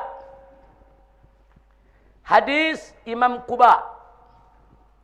Mari kita lihat. Dalam Sahihul Bukhari dan Jami'ut Tirmidzi diceritakan, kana ahadul ansar imaman li Masjid Quba. Dulu ada seorang ansar menjadi imam di Masjid Quba. Wa yaltazim, dan dia merutinkan diri qabla qiraatis surah, sebelum dia membaca surat bi qiraatis suratil Ikhlas. Dia membiasakan diri membaca suratul Ikhlas, yaitu qul huwallahu ahad. Fastaka ashabu ilan nabi. Akhirnya jamaahnya dia nih di masjid, teman-temannya mengeluh kepada Nabi, ya Rasulullah. Nah, baca selawat, salatullah salamullah ala taha rasulillah, salatullah salamullah ala yasin habibillah. Terus salatullah salamullah ala taha rasulillah, salatullah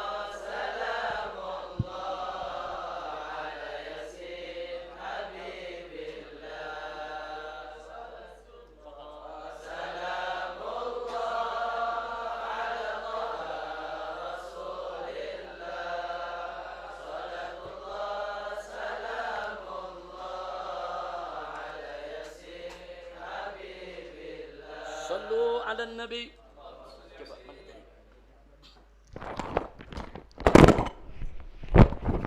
Ya ahlan wa sahlan wa marhaban bil ustaz.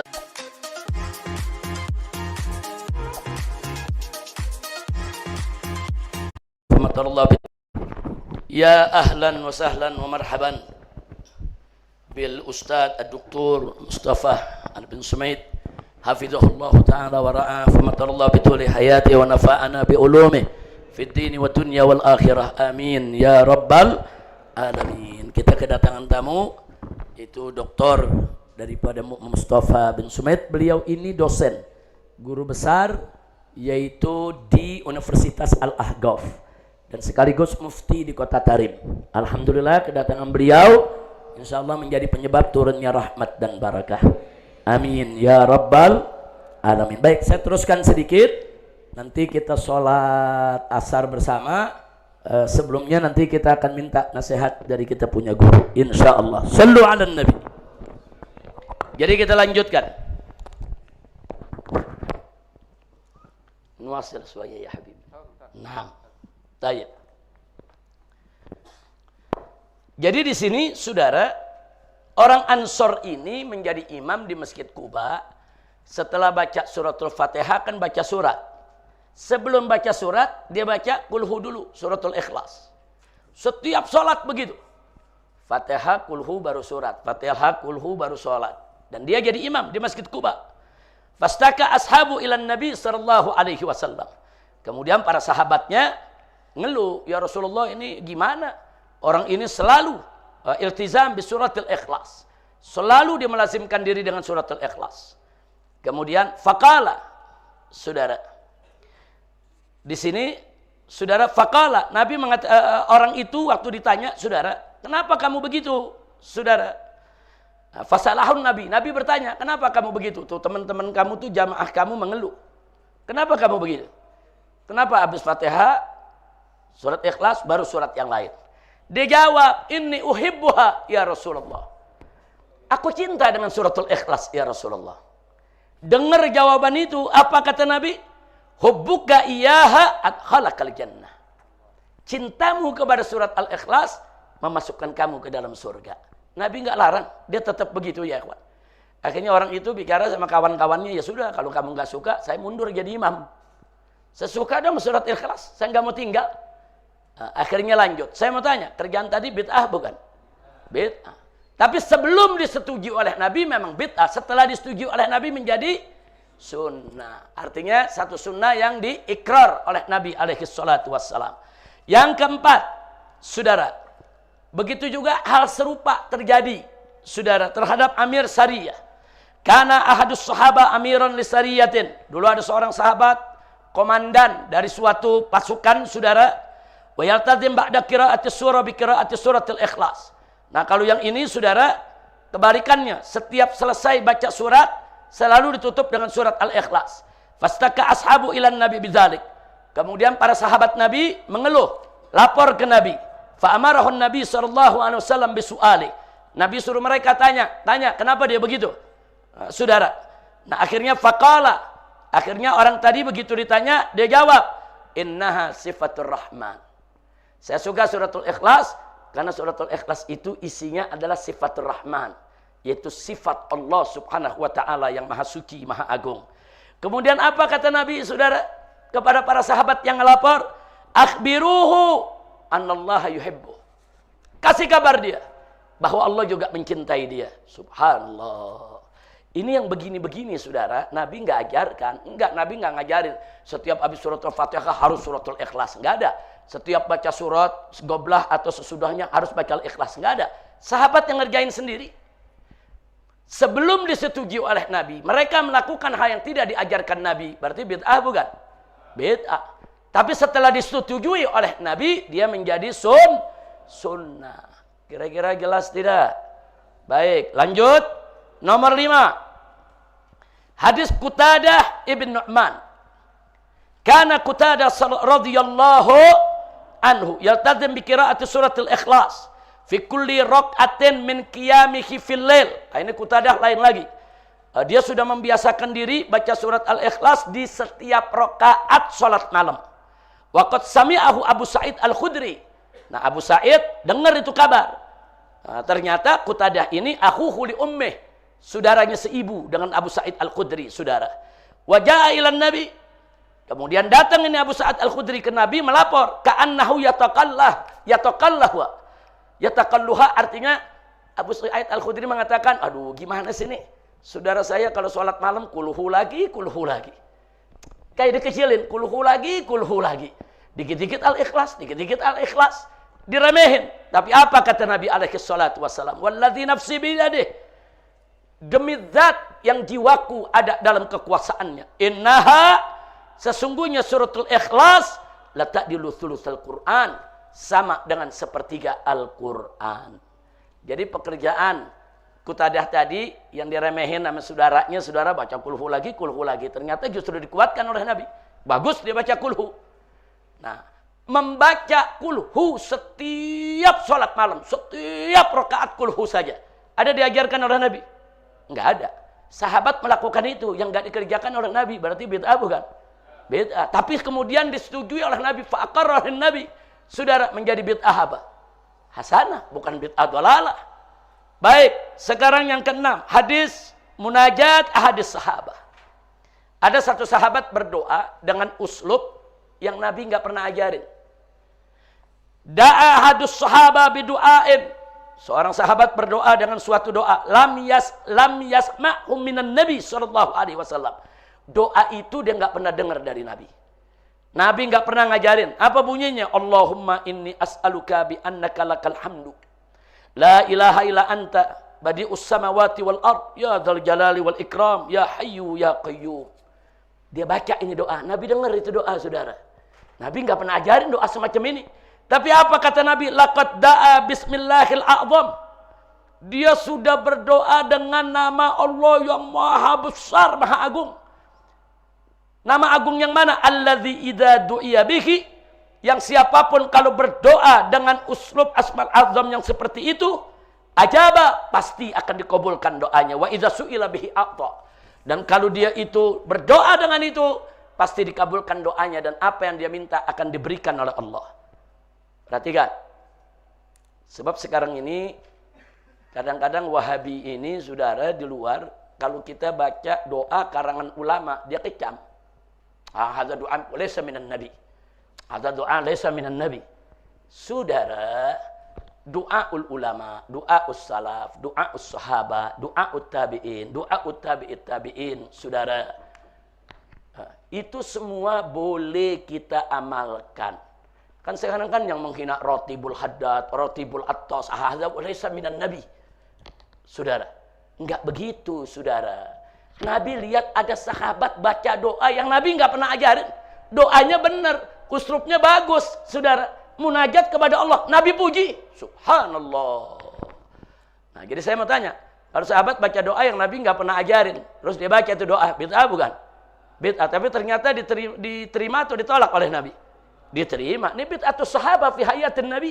Fa'aqarahan Nabi. Dan Nabi menerima daripada perbuatan tersebut. Alhamdulillah. Kita tambahkan sedikit lagi, saudara. Kita tambahkan, saudara, nomor 7. As-sabi' hadis dzikril i'tidal. Saudara, ini riwayat Al-Bukhari wa Muslim wa Ahmad wa Nasa'i wa Abu Daud wa Tirmizi wa Ibn Majah wal Hakim radhiyallahu anhum. Diceritakan kana rajulun minas sahabah yazidu dzikran ba'da raf'ihi minar ruku' khalfan Nabi sallallahu alaihi wasallam. Dulu ada seseorang dari sahabat menambahkan kalimat zikir setelah dia bangun dari ruku, waktu i'tidal, sami Allahu liman hamidah. Dia sholat di belakang Nabi. Nah, apa dia katakan? Rabbana walakal hamdu hamdan katsiran thayyiban mubarakan fi. Yang Nabi ajarin Rabbana walakal hamdu, ditambahin sama dia. Yaitu yang ditambahin hamdan katsiran thayyiban mubarakan fi. Falaman saraf, setelah sholat selesai, saudara, Nabi bertanya, manil mutakallim anifan. Siapa itu yang baca doa itu tadi? Nabi dengar, karena dia diri di saf di belakang Nabi. Siapa itu yang baca ditambahin? Rabbana walakal hamdan katsiran thayyiban mubarakan fi. Ini tambahan ziyadah hamdan katsiran thayyiban mubarakan fi dari sahabat ini. Nabi tanya, siapa itu yang nambahin tadi? Orang tadi mengatakan, ana ya Rasulullah. Aku ya Rasulullah. Apa kata Nabi? Laqad ra'aitu bid'an wa thalathina malakan yabtadirunaha ayyuhum yaktubuha. Aku sudah lihat, waktu Nabi sholat, Nabi lihat ada 30-an malaikat, saudara, berebut rame-rame untuk mencatat daripada pujiannya tadi. Subhanallah. Dia menambah doa tadi. Udah gitu dalam sholat lagi, saudara. Nggak pernah diajarkan oleh Nabi. Bid'ah bukan? Tapi sekarang Nabi melihatnya jelek atau bagus? Bagus. Terus ditolak atau diterima oleh Nabi? Diterima. Ada dibilang bid'ah dhalalah? Nggak ada, saudara. Bahkan kalau bid'ah yang sudah diterima oleh Nabi, maka menjadi sun. Baik. Kemudian yang nomor 8. Ini menarik. Hadis Mu'adz ibn Jabal radhiyallahu anhu diriwayatkan oleh Imam Ahmad dan Abu Daud rahimahumullah. Dikatakan faqad kana ar-rajul minas sahaba idza jaa ila shalah. Dulu saudara kalau ada orang telat salat, masbuqan. Dulu di zaman Nabi pada awalnya kalau ada orang masbuk nih masuk masjid, salat terlambat saudara. Itu sebelum dia salat, yas'alu fayukhbir bima sabaq min salati. Dia nanya dulu. Nanya dengan orang di sekitarnya atau nyolek sebelahnya, ini rakaat keberapa? Nah, jadi kalau dikasih isyarat rakaat pertama, 2 pakai jari, atau ada orang ngasih kabar, itu rakaat tinggal rakaat 1 rakaat lagi. Dia nanya dulu, saudara. Kenapa dia tanya? Bima sabak, saudara, yas'alu, saudara, fayukhbaru bima sabak min sholati. Maka yang dilakukan, fayusolli ma fatahu, summa yulhik bil jamaah. Oh, ini udah 2 rakaat. Dia takbiratul ihram, dia sholat sendiri dulu tuh yang 2 rakaat.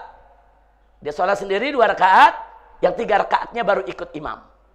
Oh, dia kehilangan 1 rakaat, dia sholat sendiri dulu. Imamnya lagi rakaat kedua, dia sholat sendiri dulu tuh 1 rakaat. Kemudian yang kedua ikut imam. Semua sahabat begitu ya, kawan. Untuk masbuk pada awalnya seperti itu. Nah, kemudian apa yang terjadi? Hatta ja'a Mu'adz bin Jabal radhiyallahu anhu. Kemudian datanglah peristiwa ketika Mu'adz bin Jabal terlambat sholat. Masbuk. Apa kata Mu'adz? Faqala la arahu sallallahu alaihi wasallam ala halin ila kuntu alaiha. Pokoknya kalau aku masuk telat, aku lihat Nabi di rakaat berapa, aku ikut dengan Nabi. Jadi beliau nggak mau tuh sholat kayak tadi. Ikut dulu sama Nabi. Nanti kalau sudah selesai, baru aku teruskan sisa rakaatnya. Masya Allah. Sekarang yang kita pakai yang mana? Yang ini kan? Yang Mu'adz bin Jabal kan? Nah terus Nabi tahu itu saudara. Dari mana Nabi tahu? Biasanya kalau Nabi salam, Assalamualaikum warahmatullah. Kemudian Nabi menghadap jamaah. Semua salamnya bareng. Pada awalnya kan salam bareng semua. Nggak ketahuan yang masbuk yang mana. Tapi kali ini begitu Nabi nengok ke belakang, Mu'adz bin Jabal sendirian yang lagi sholat. Berjamaah. Nabi tanya, kenapa begitu? Mu'adz menceritakan, aku nggak mau mendahului engkau ya Rasulullah. Kalau kau sudah ruku, ya aku ikut ruku. Kau diri, aku ikut diri. Sisanya baru aku selesaikan. Apa kata Nabi?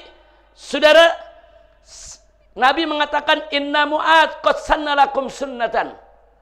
Mu'adz telah membuat cara baru buat kalian semua. Kadzalik, yang demikian itu, faf'alu, kerjain seperti itu.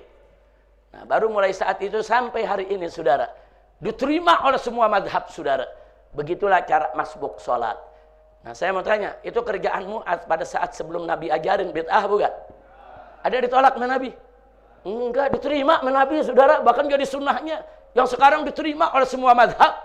Alhamdulillah. Baik. Nanti cukup sampai 10 aja saudara. Baik. Sekarang yang ke-9. At-tasi'. Hadis Ruqayyah Abi Sa'id radhiyallahu anhu. Ini ruqyah saudara, ruqyah.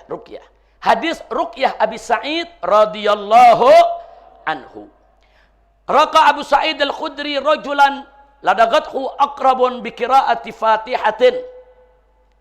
Bi qiraati Fatihatil kitab. Abu Sa'id Al-Khudri suatu ketika saudara pernah meruqyah orang yang digigit kalajengking dengan membaca suratul Fatihah idda marrat beberapa kali, ijtihadan minhu, sesuai dengan ijtihadnya. Nabi nggak pernah ngajarin saudara. Walaysa tauqifan minan Nabi sallallahu alaihi wasallam. Nabi nggak pernah ngajarin. Fasa'alahu. Kemudian saudara, Nabi bertanya kepada Abu Sa'id Al-Khudri, "Wa ma yudrika annaha ruqyah?" Dari mana kamu tahu itu ruqyah? Abu Sa'id, dari mana kamu tahu itu ruqyah? Padahal Nabi nggak pernah ngajarin. Kemudian dijawab oleh Abu Sa'id, "Ya Rasulullah, ma daritu annaha ruqyah." Aku nggak tahu itu ruqyah, cuman ijtihad aja. Dan akhirnya dibetulin oleh Nabi. I know how much you believe in me, Faisal made partner. but I can't take it anymore. The pressure. Dad, I need help. Sampai orang tersebut garahun Nabi sallallahu alaihi wasallam. Jadi apa yang dilakukan oleh Abu Sa'id? Kemudian dijawab oleh Abu Sa'id, "Ya Rasulullah, madaritu annaha ruqyah. Aku nggak tahu itu ruqyah, cuman ijtihad aja. Dan akhirnya dibetulin oleh Nabi. Fa'agarrahun Nabi sallallahu alaihi wasallam. Jadi apa yang dilakukan oleh Abu Sa'id? Meruqyah orang digigit kalajengking dengan membaca surat Al-Fatihah beberapa kali untuk diobati. Sampai orang tersebut ternyata akhirnya baik, saudara. Ternyata perbuatan tadi nggak pernah diajarkan oleh Nabi. Berarti kalau nggak pernah diajarkan oleh Nabi, bid'ah bukan? Ruqyahnya Abu Sa'id bid'ah bukan? Tapi agarahan Nabi sallallahu alaihi wasallam hatta sarat sunnah, saudara. Nah, begitu juga yang terakhir, al-akhir, yang asyir. Hadis Kharijah ibn Salat, saudara. Karena li Kharijah ini sahabat Nabi, ammun, dulu dia punya seorang paman. Marra bi qaumin, dia pernah lihat suatu kaum di suatu perkampungan. Wa indahum majnun, dan orang di kampung itu ada satu orang gila. Mausukun fil hadid, yang diikat dengan besi, saudara, dirantai. Faraqahu bi Fatihatil Kitab salatata ayyam. Kemudian diruqyah, diobatin dengan membaca surat Al-Fatihah selama 3 hari. Fi kulli yaumin marratin, tiap hari 2 kali baca Fatihah. Dibacain tuh orang gila, saudara. Fabara'a, sembuh. Fa'atahu mi'ata syat.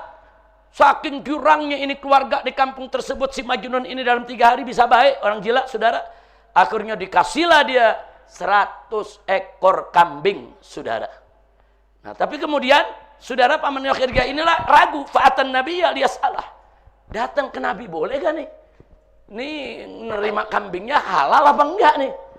Ini kan takutnya kayak dukun ya, kawan. Ini habis dibacain, dapat kambing halal enggak nih? Halal atau haram?